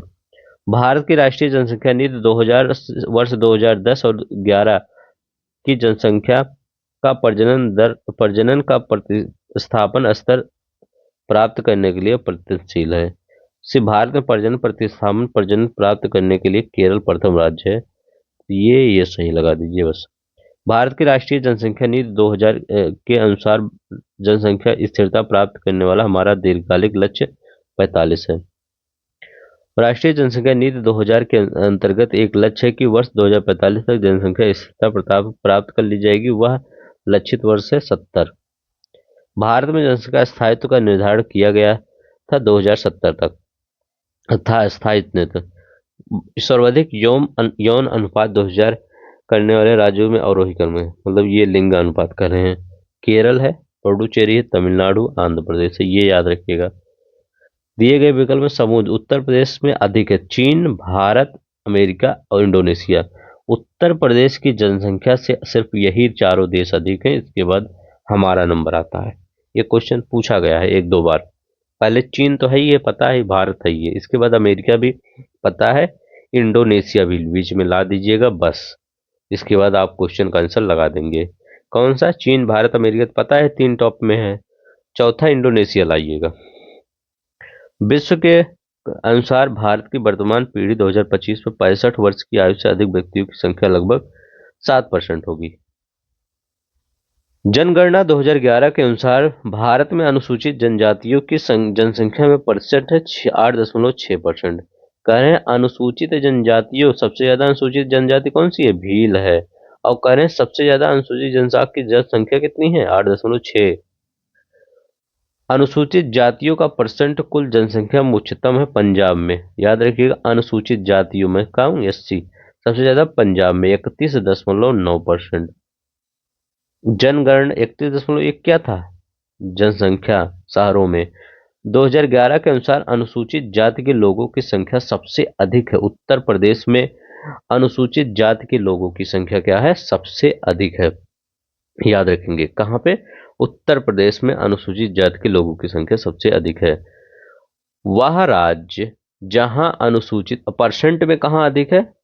हम परसेंट में बताए तो परसेंट में सबसे अधिक कहाँ है? पंजाब में। पंजाब में परसेंटेज ज्यादा है यहाँ पर। जनगणना 2011 के अनुसार वह राज्य जहां अनुसूचित श्रेणी में कोई जनजाति आबादी नहीं देखी गई है, तो ये पंजाब में अनुसूचित में नहीं देखी गई जनजाति आबादी। अनुसूचित जाति है लेकिन जनजाति नहीं है। 2011 के अनुसार भारतीय राज्यों में सर्वाधिक जनजातीय जनसंख्या है मध्य प्रदेश में और छत्तीसगढ़ में। 2011 के अनुसार भारत में सर्वाधिक साक्षरता वाला जिला सिरचिप मिजोरम सबसे ज्यादा 97.91। देखिए भारत में सर्वाधिक साक्षरता दर की गणना की जाती है 7 वर्ष के उम्र के ऊपर के ये नहीं कि छोटा सा बच्चा है उसको भी कहेंगे अरे ये तो पढ़ना ही नहीं जानता, तो उसको नहीं लिया जाता। 7 वर्ष जब हो जाएगा तो ये माना जाता है कि हाँ अब पढ़ने लिखने लगा है, कि बच्चा पूछेंगे बेटा नाम लिख के अपना दिखाओ तो अपना नाम लिख के दिखा देगा तो वो साक्षर मान लिया जाएगा। ठीक है। 2000 जनगणना 2011 के आंकड़ों पर आधारित भारत के 4 सबसे कम साक्षरता वाले राज्यों का सही क्रम क्या है? सबसे कम बिहार है। भारत के 4 सबसे कम साक्षरता वाले राज्यों का अवरोही क्रम जो अभी यहाँ पे दिया है, बिहार है, अरुणाचल प्रदेश है, राजस्थान है, झारखंड है, ये था। अब देखिए यहाँ पर ये जो ऑप्शन में दिए हैं वो है। और जनगणना 2011 के आंकड़ों के अनुसार उत्तर प्रदेश की कुल जनसंख्या 2001 से 11 के दौरान दशकीय वृद्धि दर, तो ये 2001 से 11 के दौरान दशकीय वृद्धि दर कितनी थी? 20.2%। याद रखेंगे 20.2%। 2011 के अंतिम आंकड़ों के अनुसार भारत में पुरुष और महिला साक्षरता का अंतराल है, तो भारत में पुरुष और महिला साक्षरता का अंतराल है 2011 के, तो मतलब कितने पुरुष पढ़े लिखे कितने महिला, उतना उनका 16.3। ये भी इंपॉर्टेंट है, 16.3% भारत में पुरुष और महिला साक्षरता का अनुपात है। 2011 की जनगणना के अनुसार भारत की जनसंख्या का वह प्रतिशत जो उत्तर प्रदेश में रहता है, तो लगभग भारत की जनसंख्या 17%, 16.51% क्या है? ये भारत में रहता है 16.51%, मतलब 17। जनगणना 2011 के अनुसार देश में महिलाओं की साक्षरता दर है लगभग 64.4% है। भारत में सर्वाधिक ग्रामीण साक्षरता पाई जाती है केरल में 93%। सब जगह केरल में साक्षरता आ जाए, केरल मिजोरम लगा दीजिए। जनगणना 2011 के अनुसार आंकड़ों के अनुसार केरल, मणिपुर, तमिलनाडु, हिमाचल प्रदेश राज्यों में साक्षरता परसेंट है, तो केरल में 94% है, हिमाचल प्रदेश में 82.8%, तमिलनाडु में 80%, मणिपुर में 79.2%। तो याद रखिएगा केरल में 94%, हिमाचल प्रदेश में 82.8%, तमिलनाडु में 80.1%, मणिपुर में 79.2%। करें 2011 की जनगणना राज्यों में स्त्री साक्षरता दर सबसे कम है, तो बिहार की राज्यों में स्त्री साक्षरता दर सबसे कम है, याद रखेंगे। संघ शासित राज्यों में स्त्री साक्षरता 2011 की जनगणना के अनुसार उच्चतम है, तो लक्षद्वीप में। याद रखिए लक्षद्वीप में 87.9%। राज्य जिनमें 2011 की जनगणना के अनुसार महिला साक्षरता दर उच्चतम एवं न्यूनतम है वह है केरल और बिहार। राज्य जिनमें 2011 की जनगणना के अनुसार महिला साक्षरता दर उच्चतम और न्यूनतम है वह हैं क्रमशः कौन है? केरल और बिहार है। जनगणना 2011 के अनुसार भारत की सकल प्रजनन दर TFR है 2.4%। कितना है? 2.4% TFR है। शून्य जनसंख्या वृद्धि दर की प्राप्ति हेतु प्रतिस्थापन जनन स्तर प्रत्येक विवाहित जोड़े के लिए अनुमानित किया गया है 2.1%। कितना? 2.1%। यदि जन्म और मृत्यु दर समान है तो अंतः और बाह्य प्रयोजन नहीं होता, तो जनसंख्या में कोई परिवर्तन नहीं होता, उसे कहा जाता है जनसंख्या की स्थिरता कहा जाता है, ये याद रखिएगा। ये याद रखिएगा, भारत की सकल प्रजनन दर TFR 2.4%। ये कई बार क्वेश्चन पूछ लिया गया है कि 2011 के अनुसार भारत की सकल प्रजनन दर TFR कितना है, 2.4%। 2001 से 2011 के दौरान भारतीय राज्यों व केंद्र शासित प्रदेशों में साक्षरता दर में सर्वाधिक वृद्धि दर्ज की गई है, दादर और नगर हवेली। याद रखिएगा, दादर व नगर हवेली। 2011 की जनगणना के अनुसार सर्वाधिक साक्षरता दर वाले शीर्ष 5 राज्य कौन से हैं? 2011 की जनगणना वाले शीर्ष 5: केरल है, मिजोरम है, गोवा है, त्रिपुरा है, हिमाचल प्रदेश है। तो याद रखिएगा, केरल है, मिजोरम है, फिर गोवा है, फिर त्रिपुरा है, फिर हिमाचल प्रदेश है। भारत में स्त्री साक्षरता की दृष्टि से सिर्फ 5 राज्य, ये बहुत इंपॉर्टेंट है, ये वाला याद रखेंगे। यहाँ पे गोवा, केरल, जैसे KMG TM, KMG TM। Kerala 92%, Mizoram 89%, Goa, Tripura. देखिए, केरल, मिजोरम, गोवा, त्रिपुरा, केरल, मिजोरम, गोवा, त्रिपुरा। अब इसको याद कर लीजिए, नागालैंड को अभी छोड़ दीजिए, 4 ही याद कर लीजिए, वहां पर हो जाएगा आपका काम। ठीक है। तो अगर सबसे, देखिए, सर्वाधिक साक्षरता दर वाले शीर्ष 5 राज्य पूछे कि सर्वाधिक साक्षरता वाले शीर्ष 5 राज्य कौन है? केरल, मिजोरम, गोवा, त्रिपुरा। अब यहाँ पर सर्वाधिक स्त्री साक्षरता वाला केरल, मिजोरम और गोवा, त्रिपुरा। तो कैसे बनाएंगे? एक मैप बनाइए। यहाँ पहले एक लिख दीजिएगा, तो यहाँ पर 2 लिख दीजिएगा, यहाँ पर 2 हो गया, मिजोरम हो गया, इसके बाद तीसरा यहीं आ जाएगा, इसके पास ही। फिर चौथा कहाँ जाएगा? यहाँ आ जाएगा। तो एक यहाँ, ऐसे ऐसे जाएंगे, यहाँ जाएंगे, फिर यहाँ जाएंगे, फिर यहाँ जाएंगे। ऐसे अपने दिमाग में रख लीजिएगा। अगर साक्षरता पूछे सबसे ज्यादा कहाँ है, या महिला साक्षरता है या कोई साक्षरता है, यहाँ से चलेंगे, यहाँ चलेंगे, फिर यहाँ चलेंगे, फिर यहाँ चलेंगे। मतलब केरल, मिजोरम, फिर गोवा आ जाएंगे, फिर त्रिपुरा चले जाएंगे नॉर्थ ईस्ट।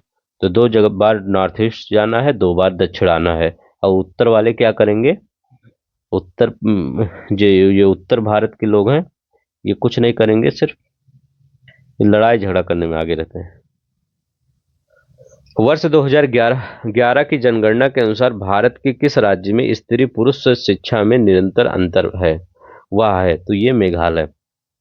भारत के किस राज्य में स्त्री पुरुष शिक्षा में निम्नतम अंतर है? तो वो मेघालय में निम्नतम अंतर है। विश्व बैंक के जारी आंकड़ों के अनुसार भारत में शिशु मृत्यु दर है लगभग 26%। 26 प्रति हजार, याद रखिएगा, कितना है? 26 प्रति हजार 2022 के संदर्भ से। शिशु मृत्यु दर हर 1000 जीवित जन्मों में से पहले जन्म में पहले मरने वाले बच्चों की संख्या का अनुपात होता है। देखिए, पहले जन्मदिन से पहले मरने वाले बच्चों की संख्या का अनुपात लिया जाता है 1000 जीवित जन्मों में से पहले जन्मदिन, जैसे एक साल हो गया, फिर देखा जाता है कौन बच्चे हैं, कौन बच्चे नहीं हैं। विश्व बैंक द्वारा जारी आंकड़ों के अनुसार भारत में वर्ष आशोधित मृत्यु दर है 9 प्रति हजार। जनगणना 2011 के अनुसार शिशु मृत्यु दर सबसे कम थी गोवा और मणिपुर में। याद रखेंगे, गोवा और मणिपुर में शिशु मृत्यु दर सबसे कम थी, प्रत्येक 11 में। ठीक है, प्रत्येक में 11। 2011 के अनुसार शिशु मृत्यु दर सबसे कम कहाँ थी? गोवा में और मणिपुर में। भारत में सर्वाधिक मृत्यु गणना की शुरुआत है, तो ये कर्नाटक में। भारत में सर्वप्रथम मृत्यु गणना की शुरुआत की कर्नाटक ने किया था। भारत में नगरीय क्षेत्र में न्यूनतम शिशु मृत्यु दर पाई जाती है केरल में। करें, भारत के नगरीय क्षेत्र में न्यूनतम शिशु मृत्यु दर केरल में पाई जाती है। जनगणना 2011 के अनुसार भारत 35 वर्ष की आयु से कम जनसंख्या है 65.6%। कितना? 65.6%, मतलब युवा भारत है। भारत जनगणना 2011 के अनुसार भारत की जनसंख्या में स्त्रियों का परसेंट क्या है? 48.53% स्त्रियां हैं भारत की जनगणना में। आर्थिक सर्वेक्षण 2023-24 के आंकड़ों के अनुसार कुल प्रजनन दर भारत में उच्चतम है। फर्टिलिटी रेट बिहार में 3.0% है। कितना है? बिहार में 3.0%। 2011 की जनगणना के अनुसार भारत की कुल जनसंख्या में 20 वर्ष या उससे अधिक आयु के लोगों का परसेंट है 59.29%। कार्यशील आयु की आबादी संदर्भित करती है 15 से 64 वर्ष की आयु के लोगों को। क्या है? 15 से 64 वर्ष की आयु के लोगों को कार्यशील आबादी संदर्भित करती है। ठीक है, तो वहां पर ये कार्यशील है। अगर ये जो अभी हमने बताया था 15 से 59 के, ठीक है, तो यहाँ 64 लिखा गया है, तो वो क्या है, ज्यादा इफिशियंसी कहाँ होगा, तो वो वहां वाला जरूर याद करिएगा, ये वाला नहीं, चाहिए उधर वाला ज्यादा पूछा जाता है। श्रम शक्ति सहभागिता दर को परिभाषित करता है नियोजन और नियोजन के इच्छुक व्यक्तियों को कार्यशील आयु के अनुपात के रूप में। एक मिनट, एक मिनट, हाँ। जनसंख्या के पिरामिड में आश्रित आबादी के रूप में जाना जाता है 0 से 14 वर्ष की आयु समूह। 65 वर्ष से अधिक आयु के आश्रित समूह जो होते हैं वो। जनगणना 2011 के अनुसार भारत में सर्वाधिक लिंगानुपात वाला जिला कौन सा है? तो माहे पुडुचेरी भारत में सर्वाधिक लिंगानुपात वाला जिला। वर्ष 2011 की जनगणना के अनुसार उत्तर प्रदेश राज्य की साक्षरता दर है 78.8%। 2011 की जनगणना के अनुसार उत्तराखंड की साक्षरता 78.8%। जनगणना आकलन रिपोर्ट प्रदर्शित करती है कि भारत विश्व का सबसे युवा देश है और वर्ष 2020 में भारतीयों की औसत उम्र होगी 29 वर्ष होगी। 2020 में भारतीयों की औसत उम्र 29 वर्ष। जनगणना 2011 के अनुसार भारत में 14 वर्ष से कम आयु के संख्या सकल आबादी का परसेंट लगभग 29%। 2011 की जनगणना के अनुसार मुस्लिम आबादी सर्वाधिक है उत्तर प्रदेश में। यहाँ पर देखते हैं भारत के प्रगतिशील जनसंख्या संसाधन क्षेत्र में सम्मिलित किए गए हैं पश्चिम बंगाल डेल्टा, दक्कन ट्रैप, तमिलनाडु, पंजाब का मैदान और गंगा यमुना दोआब, दक्षिण पूर्वी कर्नाटक पठार। जनांकीय लाभांश के पूर्ण लाभ को प्राप्त करने के लिए भारत को करना चाहिए कुशलता विकास का प्रोत्साहन। फिलिप एम हाउसर के अनुसार ग्रामीण क्षेत्र से शहरी क्षेत्र में लोगों का देशांत गमन जाना जाता है जनसंख्या इम्प्लोजन। जनसंख्या इम्प्लोजन। भारत के किस धार्मिक समूह का सर्वाधिक भाग नगरीय है? तो जैन धर्म का सर्वाधिक भाग क्या है? नगरीय है। ग्रामीणीकरण रूरबेनाइजेशन के विचार को विस्तार से बताया है जी.एस. घुरिये ने। अब देखिए, जन्म दर के संदर्भ में निम्नलिखित कौन सा कथन सत्य है? नगरीकरण जन्म दर को कम करने में सहायक है। ऊंची साक्षरता दर निम्न दर जन्म दर से सीधा संबंध रखता है। क्या है? जैसे ऊंची साक्षरता दर होगी तो निम्न जन्म दर होगा। ठीक है, तो वहां पर देखेंगे जहां पे साक्षरता दर है वहां पर जनसंख्या कंट्रोल हो जाती है। भारत में नगरीकरण के संदर्भ में कौन सा कथन सत्य है? 2011 की जनगणना के अनुसार देश की कुल नगरीय जनसंख्या का 60% से अधिक 70.02% प्रथम श्रेणी के नगरों में निवास करती है। 2011 में देश में 10 लाख से अधिक जनसंख्या वाले 53 नगर हैं। 2000, ये इंपॉर्टेंट है, ये याद रखिएगा। 2011 में देश में 10 लाख से अधिक जनसंख्या वाले कितने नगर हैं? 53 नगर हैं। भारत में सन 2001 के पश्चात शहरीकरण में तीव्र वृद्धि हुई है। भारत में मोबाइल संप्रेषण के क्षेत्र में क्रांति हो रही है। तो आर ए दोनों सही है किंतु व्याख्या नहीं करता है। तो 2001 के 50 शहरीकरण में वृद्धि हुई है, तो मोबाइल संप्रेषण क्रांति में इससे नहीं रिलेटेड है। 2011 की जनगणना के अनुसार भारत में महिलाओं का अंतरराज्यीय प्रवास आखिरी आवासीय स्थान के अनुसार क्रम है शहर से शहर, गांव से शहर, गांव से गांव और शहर से गांव। अब देखिए, जनसंख्या के आकार के आधार पर शहरी संकुलन का आरोही क्रम है। पहले अहमदाबाद है, हैदराबाद है, बंगलोर है, चेन्नई है। ठीक है, तो शहरी संकुलन का आरोही क्रम। जनसंख्या के आकार पर भारत का लगभग शीर्ष 10 शहरी संकुलन इस प्रकार है। ग्रेटर मुंबई है, दिल्ली है, कोलकाता है, चेन्नई है, बंगलोर है, हैदराबाद, अहमदाबाद, पुणे, सूरत, जयपुर है। ठीक, इतना याद रहे। देखिए, एक चीज और आप याद करिए। देखिए, यहाँ पर लिखा गया है शहरी संकुलन। ये शहरी संकुलन क्या होता है? देखिए, शहरी संकुलन ये होता है किसी ऐसे स्थान पर जनसंख्या का एकत्रीकरण जहां पर हर चीज उपलब्ध हो, चाहे वो जो कोई व्यवसाय हो, चाहे कोई उद्योग हो, कोई भी हो, हर चीजें इंडस्ट्री इंडस्ट्री जहाँ पर रहती हैं, वहाँ जनसंख्या ज्यादा रहती है। तो उसी के हिसाब से कह रहा है कि कौन सा है। जैसे ग्रेटर मुंबई में देखेंगे, ग्रेटर मुंबई, वहां पर क्या है, ज्यादा उद्योग धंधे हैं, इसीलिए वहां पर दिल्ली है, कोलकाता है, चेन्नई है, बंगलोर है, हैदराबाद, अहमदाबाद, पुणे, सूरत, जयपुर, ये क्या है, ज्यादा वहां पर क्या है, उद्योग धंधे हैं। तो उद्योग धंधे के हिसाब से क्या होता है, वहां पर जनसंख्या केंद्रण होता है, वही वही शहरी संकुलन कहलाता है। अब जनसंख्या के आधार पर देखिए, शहरी संकुलन कहाँ पे सबसे ज्यादा है, अहमदाबाद है, फिर हैदराबाद है, फिर बंगलोर है, फिर चेन्नई है। तो ये होता है शहरी संकुलन। ठीक है। अब देखिए यहाँ पर 2011 की जनगणना के अनुसार अहमदाबाद, जयपुर, लखनऊ, बंगलोर की मलिन बस्तियों का प्रतिशत सबसे कम है। सबसे कम मलिन बस्तियां तो अहमदाबाद में 4.45%। अगर अहमदाबाद, जयपुर, लखनऊ, बंगलोर में देखा जाए तो अहमदाबाद में सबसे कम मलिन बस्तियां हैं। पीसीएस का क्वेश्चन हाल ही में आया था। देखिए 2011 की जनगणना के अनुसार आंध्र प्रदेश, हरियाणा, मिजोरम तथा पश्चिम बंगाल में नगरीकरण का सबसे कम है। तो पश्चिम बंगाल में कहाँ पर नगरीकरण कम है, पश्चिम बंगाल में। 2011 के जनगणना मध्य प्रदेश, उत्तर प्रदेश, गुजरात और महाराष्ट्र में 10 लाखी नगरों की सर्वाधिक संख्या उत्तर प्रदेश में है। कहाँ पर, 10 लाखी जिसने दिए हैं, चाहे मध्य प्रदेश दिया हो, चाहे उत्तर प्रदेश, चाहे गुजरात, चाहे महाराष्ट्र, सबसे ज्यादा 10 लाखी कहाँ पर है, उत्तर प्रदेश में है। 2011 की जनगणना के अनुसार हरियाणा, जम्मू कश्मीर, उड़ीसा तथा झारखंड में 10 लाखी नगर नहीं है। उड़ीसा में 10 लाखी नगर न- नहीं है।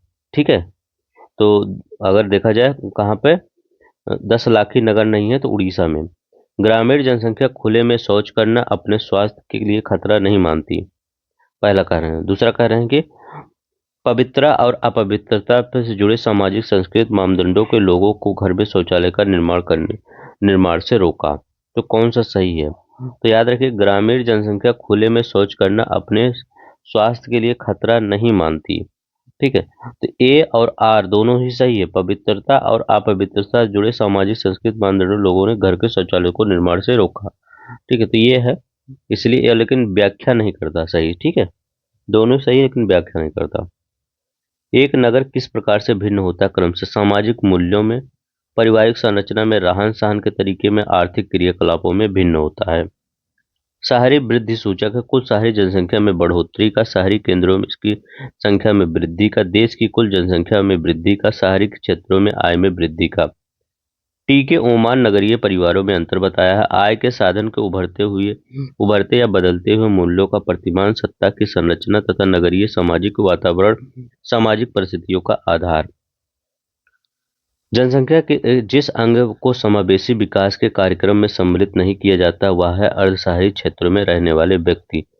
भारत के माध्यम से नगरीकरण की अवस्था विशेषित है 1931 से 61 का समय। भारत में नगरीकरण का स्तर चीन से काफी नीचा है, भारतीय नगर कम नियोजित हैं। दोनों सही है लेकिन व्याख्या गलत है। हमारा नगरीकरण चीन से कम है। भारत में वर्ष 2000 के पश्चात शहरीकरण में तीव्र वृद्धि हुई है। भारत में मोबाइल संप्रेषण क्षेत्र में क्रांति आई है, तो वही क्वेश्चन पूछा गया है, लेकिन सही तो दोनों है। मोबाइल संप्रेषण में आई है क्रांति, लेकिन व्याख्या नहीं कर रहा है। भारत में शहरीकरण के संबंध में सही कथन बताइए। भारत के सभी क्षेत्रों में शहरीकरण सर्वथा समान रूप से हुआ है। वो कह रहे हैं अधिवास को नगरीय केंद्र परिभाषित करने के लिए स्वीकार किया गया है। जनसंख्या का आकार, जनसंख्या घनत्व, व्यावसायिक संरचना। भारत में नगरीकरण से जन्म मृत्यु दर दोनों घटी है। सर्वाधिक शहरीकृत राज्य है गोवा है। अधिकतम शहरी आबादी वाला राज्य है महाराष्ट्र है। अधिकतम जनसंख्या घनत्व वाला राज्य है दिल्ली है। सबसे कम जनसंख्या घनत्व वाला राज्य है अरुणाचल प्रदेश है। भारत में नगरीय केंद्रों की वर्गीकृत संख्या 6 है। नगरीय भारत का विस्तार एक प्लेटफॉर्म है। कि अगर औद्योगिक विकास का, आधुनिक सेवा क्षेत्र के विकास का तथा परिष्कृत आय अवसरों के निर्माण का। भारत के दो नगरीय केंद्र जो विश्व के सबसे अधिक जनसंख्या वाले 10 शहरों में से हैं, मुंबई और दिल्ली है। मुंबई, कोलकाता, दिल्ली, चेन्नई, दिल्ली और महानगरों में लिंगानुपात अधिकतम है चेन्नई। देखिए हम कहे हैं साउथ में ज्यादा जो जो भी पॉजिटिव चीजें होंगी साउथ में होंगी। तो यहाँ देखिए मुंबई, कोलकाता, चेन्नई, दिल्ली, तो चेन्नई साउथ में, ये लगा दीजिए। 2011 की जनगणना के अनुसार भारत की जनगणना नगरों की कुल कितनी है? 3892। नगर जनगणना की कुल संख्या कितनी है? नगरों की संख्या। तो भारत में जनगणना नगरों की कुल संख्या कितनी है? 3892 नगर हैं भारत में। जनगणना 2011 के अनुसार भारत में नगरीय जनसंख्या प्रतिशत है था 31.1। ये आरओ में आया था। नगरीय जनसंख्या प्रतिशत कितना है? 31.1। भारत के शहरों में रहने वाले लोगों की संख्या है लगभग 37.7। शहरों में रहने वाला, शायद ये आया था या ये आया था, 37.7 अगर देखा जाए तो शहरों में रहने वाले लोगों की संख्या। भारत में नगरीय जनसंख्या परसेंट, तो ये अलग, ये आया था, ये वाला आया था। अगर शहरों में रहने वाली जनसंख्या 37.7 करोड़, ठीक है, तो याद रखिएगा शहरों में रहने वाले जनसंख्या कितना है? 37.7 करोड़। और नगरीय जनसंख्या कितना परसेंट कितना है? 31.1%। 2011 के अनुसार भारत में जिले हैं 640 जिले हैं। भारत की कुल नगरीय जनसंख्या 2011 में 10 लाखी नगरों का प्रथम योगदान 42.6%। 2011 की जनगणना के अनुसार भारत के प्रथम वर्ग में नगरों का योगदान कुल नगरीय जनसंख्या में है लगभग 70%। भारत के उत्तरी शहरों में सामान्यतः संतुलित लिंगानुपात मिलता है, पश्चिमी शहरों में केंद्रीकृत विपरीत, पूर्वी शहरों में बिखरे हुए हैं। और क्या करें, सही पूछ रहे थे ना? हाँ। तीसरा दक्षिण में श्रम शक्ति, महिलाओं और ईसाइयों की लघु संख्या तथा उच्च दर के कारण बेहतर भागीदारी है, ये गलत है। पश्चिमी शहरों में ग्रामीण क्षेत्रों में लघुत्तम प्रव्रजन दर है, तो ये सही है। ठीक है, तो ये लघु ग्रामीण क्षेत्रों में लघुत्तम प्रव्रजन दर है, मतलब माइग्रेशन। तो ये पहला, दूसरा, चौथा सही है। ये सही, ये सही, ये गलत है, ये गलत है। 2011 की जनगणना को 10 लाख की जनसंख्या वाले नगरों की सर्वाधिक संख्या है उत्तर प्रदेश और केरल दोनों में 7-7। ठीक है, तो 10 लाख जनसंख्या वाले नगरों की संख्या उत्तर प्रदेश के। 2011 की जनगणना के अनुसार 10 लाख प्लस नगरीय समूह नहीं है उड़ीसा में। ये देखिए 2 बार क्वेश्चन पूछा गया था कि 10 लाख प्लस नगरीय समूह नहीं है उड़ीसा में। यहाँ भारत की 1/4 से अधिक नगरीय जनसंख्या जिन जो राज्यों में निवास करती है, महाराष्ट्र और मध्य प्रदेश, उत्तर प्रदेश, याद रखिएगा महाराष्ट्र, उत्तर प्रदेश। 2011 की जनगणना में सर्वाधिक नगरीय जनसंख्या वाले देश के 3 राज्य हैं, महाराष्ट्र, उत्तर प्रदेश और तमिलनाडु। सर्वाधिक नगरीय जनसंख्या वाले तो कौन कौन से हैं? महाराष्ट्र है, उत्तर प्रदेश है, तमिलनाडु है। भारत का सर्वाधिक नगरीकृत राज्य है गोवा 62.2%। 2011 की जनगणना के अनुसार नगरीय जनसंख्या के संदर्भ में निम्न राज्यों का आरोही क्रम होगा: पश्चिम बंगाल, तमिलनाडु, उत्तर प्रदेश, महाराष्ट्र। ठीक है, तो क्या होगा? और आरोही क्रम पूछ रहा है, आरोही अवरोही यहाँ पर देख लिया करिए पेपर में, नहीं तो पता चला आरोही पूछ रहा, अवरोही लिख दिए। तो कह रहे हैं सबसे ज्यादा महाराष्ट्र में शहरी नगरीय जनसंख्या है, इसके बाद उत्तर प्रदेश में, फिर तमिलनाडु में, फिर पश्चिम बंगाल में।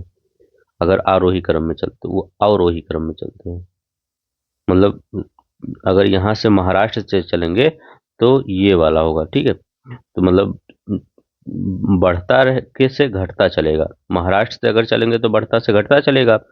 मान लीजिए महाराष्ट्र की नगरीय जनसंख्या इतनी है, इसके बाद उत्तर प्रदेश की इतनी है, फिर इतनी, तो वो अवरोही हो जाएगा।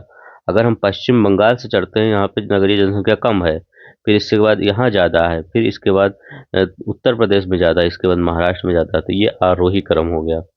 भारत में सर्वाधिक नगरीकृत 5 राज्य हैं: गोवा है, मिजोरम है, तमिलनाडु है, केरल है, महाराष्ट्र है।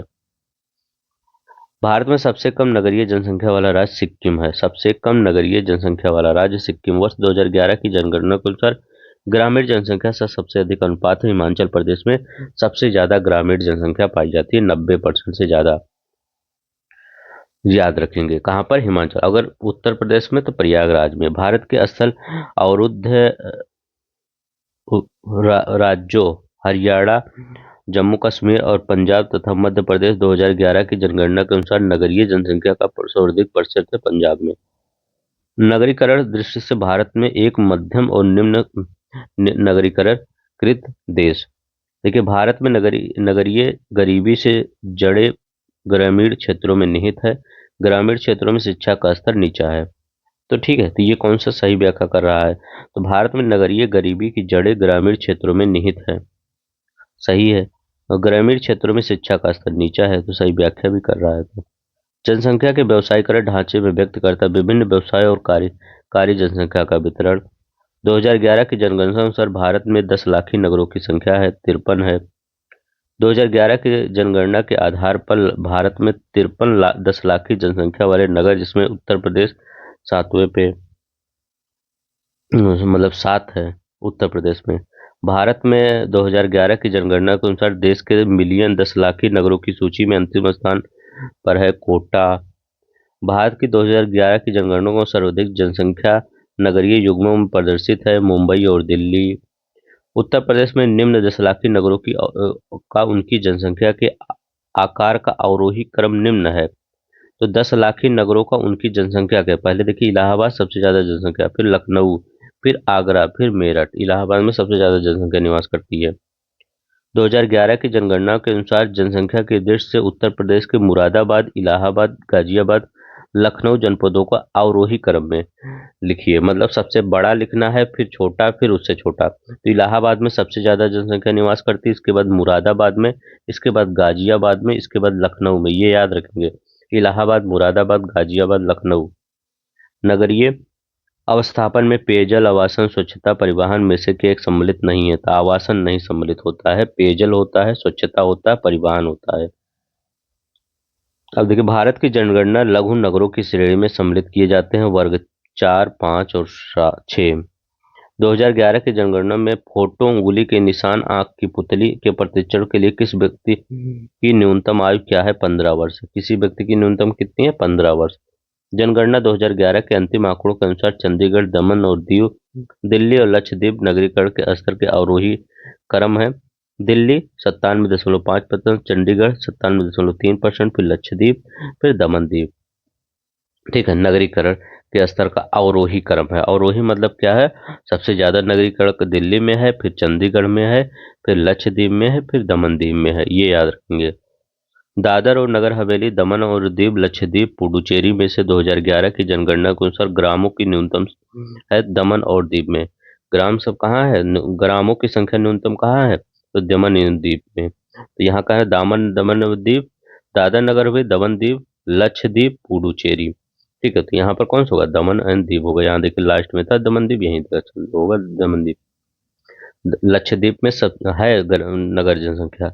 भारत में नगरीय जनसंख्या की दशकीय वृद्धि दर उच्चतम थी 71 से 81 में। तो याद रखिएगा, भारत में नगरीय जनसंख्या की दशकीय वृद्धि दर उच्चतम थी 71 से 81। नगरीय गलियारा संबंधित नगरीय क्रियाकलापों को विस्तार देने से। नगरीकरण का कारण क्या है? ग्रामीण नगरीय असंतुलन, ग्रामीण क्षेत्रों में नौकरी के अवसरों की कमी होती है, कृषि भूमि न बढ़ सकने वाली प्रकृति और नगरों को चुंबकीय विशेषताएं होती हैं। ग्रामीण से नगरीय क्षेत्रों में प्रवास की ऊंची दर है।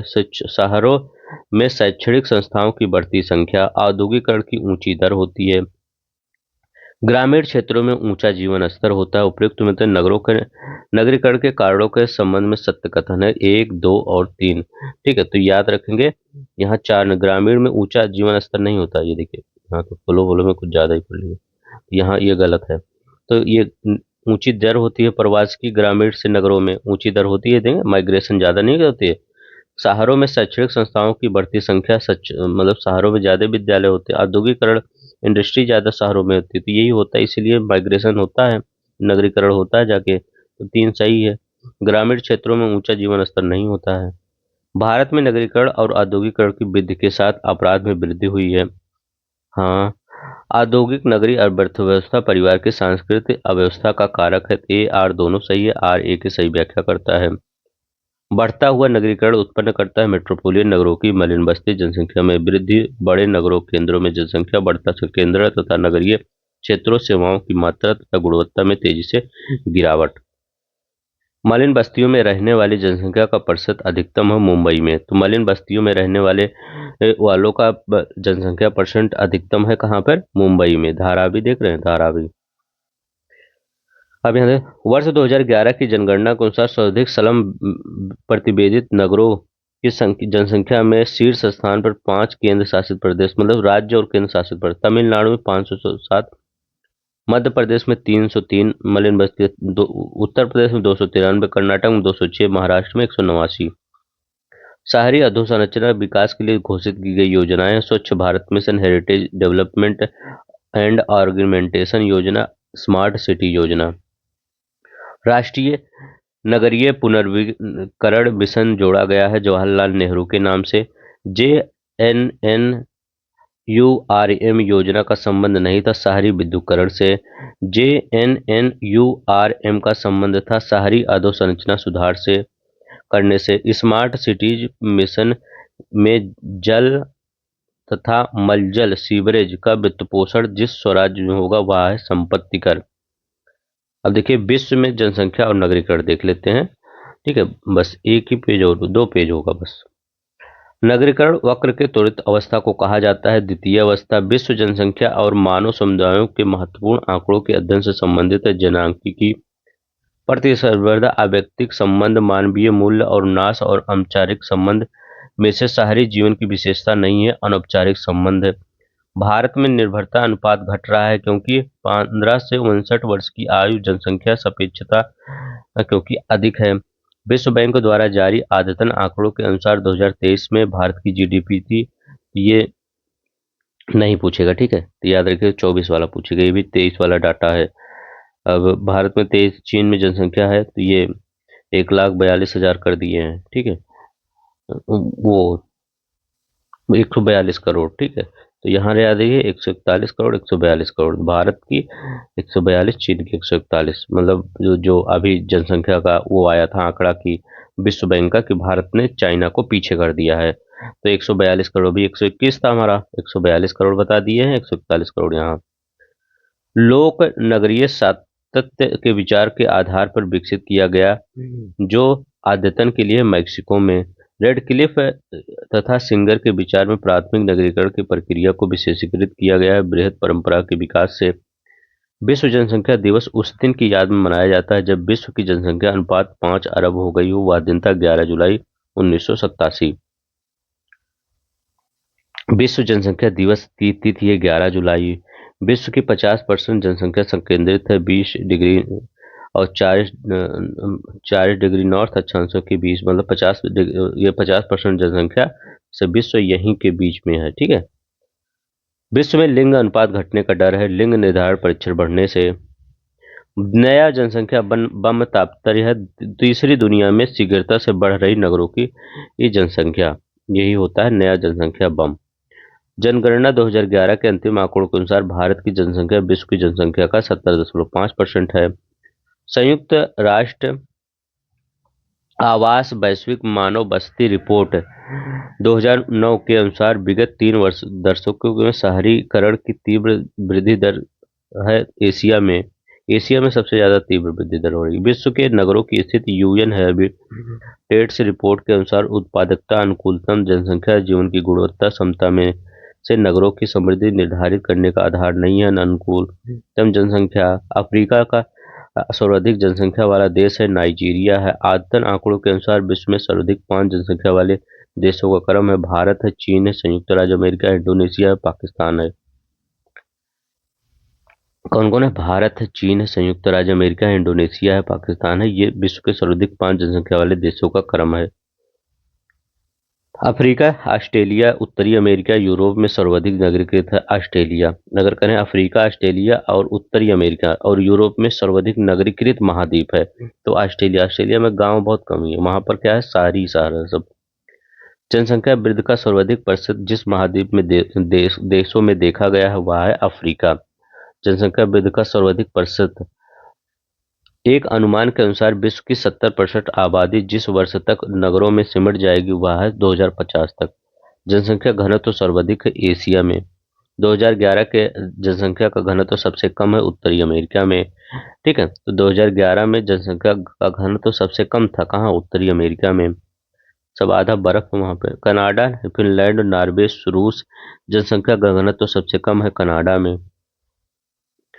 कहाँ पर? कनाडा में जनसंख्या घनत्व कम है। चीन, भारत, इंडोनेशिया, संयुक्त राज्य अमेरिका देशों में नगरीय जनसंख्या सबसे अधिक है चीन में, ठीक है। तो अगर संयुक्त राज्य अमेरिका में भी देखा जाए, इंडोनेशिया में भी और भारत में भी, चाइना में, सबसे ज्यादा नगरीय जनसंख्या अधिक है कहाँ पे? सर्वाधिक नगरीय जनसंख्या सर्वाधिक कहाँ है? चाइना में। वैश्विक स्तर पर सर्वाधिक प्रजनन दर वाला देश कौन है? नाइजर है। दक्षिण एशिया में वृद्ध जनसंख्या का सर्वाधिक परसेंट वाला देश श्रीलंका है। दक्षिण एशिया में वृद्ध जनसंख्या मतलब यहाँ बुढ़े लोग ज्यादा रहते हैं, कहाँ पर? श्रीलंका में। धर्म के आधार पर विश्व की जनसंख्या का अवरोही क्रम है। ईसाई सबसे ज्यादा, फिर मुस्लिम है, फिर हिंदू है, फिर बौद्ध है। नील घाटी जावा द्वीप में उच्च जनसंख्या घनत्व होने का प्राथमिक कारण क्या है? सघन कृषि। यहाँ पर देखिए, संसार में सर्वाधिक नगरीकृत देश है सिंगापुर है, मकाऊ है। दक्षिण एशिया का सबसे घना बसा देश है मालदीव। दक्षिण एशिया का सबसे घना बसा देश है। कनाडा, जर्मनी, जापान, नॉर्वे में सर्वाधिक आयु संभावित है जापान में। संसार में 2% लोग अपनी मातृभूमि से बाहर निवास करते हैं। ओशनिया में प्रवासी लोगों की जनसंख्या प्रतिशत अधिकतम है। ए आर दोनों सही है, परंतु आर की सही व्याख्या नहीं करता है। ठीक है, तो ये याद रखेंगे। ओशनिया प्रवासी में लोगों की जनसंख्या का प्रतिशत अधिक है। अब देखिए, यहाँ क्या कर रहा है? संसार में 2% लोग अपनी मातृभूमि को मतलब वो बाहर ही हमेशा रहते हैं। इंडोनेशिया, जापान, फिलीपींस, सिंगापुर देशों में उच्च जनसंख्या वृद्धि दर फिलीपींस की है। संसार का सबसे बड़ा नगरीय समूह है टोक्यो योकोहामा। चीन की जनसंख्या वृद्धि नाटकीय ढंग से धीमी पड़ गई है। एक बच्चा प्रति परिवार नीति के कारण उसकी प्रजनन दर में कमी आई। ए आर दोनों सही है, आर की सही व्याख्या करता है। एशिया का सबसे बड़ा नगर है संघाई है। एशिया का सबसे बड़ा नगर संघाई है। एशिया का सर्वाधिक नगरीकृत देश है कतर है। भारत की नगरीय जनसंख्या ब्रिटेन की कुल जनसंख्या से अधिक है। ब्रिटेन की नगरीय स्तर पर भारत के नगरीकरण से उच्चतर है। ए आर दोनों सही है, परंतु आर सही की व्याख्या नहीं करता है। भारत की नगरीय जनसंख्या ब्रिटेन की कुल जनसंख्या से अधिक है ना। एशिया नगर अत्यधिक नगरीकृत है। उनकी वृद्धि आर्थिक विकास से लांग गई है। ए आर दोनों सही है, आर की सही व्याख्या करती है। एशियाई नगर अत्यधिक नगरीकृत हैं, उनकी वृद्धि आर्थिक विकास को लाग गई है, दोनों सही है। आज कुल जनसंख्या में प्रवासी लोगों का प्रतिशत अधिकतम है यूएस में। तो आज कुल जनसंख्या में प्रवासी लोग कहाँ रहते हैं ज्यादा? यूएस है, जहाँ पैसा ज्यादा मिलेगा वहीं लोग रहते हैं। दूसरा क्या है? संसार में निम्नतम प्रजनन दर है पुर्तगाल में, बोस्निया में, मोल्डोवा में। यहाँ पर न्यूनतम प्रजनन दर साउथ कोरिया होना चाहिए। ठीक है, साउथ कोरिया में, वहाँ बहुत ज्यादा जनसंख्या गिरावट आ रही है। एशिया में मातृ मृत्यु दर उच्चतम है नेपाल में। विश्व की लगभग 80% जनसंख्या संरक्षित नहीं है सामाजिक सुरक्षा द्वारा। विश्व की जैविक विविधता में सर्वोत्तम अनुमान मिलता है जो लगभग 4.5 करोड़ जातियां जीवित हैं, उनमें कोई 100 प्रतिदिन लुप्त हो जाती हैं। उनमें से अधिकांश तो अज्ञात होती है, क्योंकि अब तक अधिक से अधिक 15 लाख की ही पहचान हुई है। ठीक है, तो बस इतना ही था आज आपका। ये जनसंख्या से सिर्फ रिलेटेड जितने प्रश्न आए हुए हैं आपके पेपर में वो है। तो आज के लिए बस इतना ही। अगर आपको अच्छा लगेगा तो लाइक शेयर सब्सक्राइब कर दीजिएगा। आज के लिए बस इतना ही। धन्यवाद। जय हिंद, जय भारत।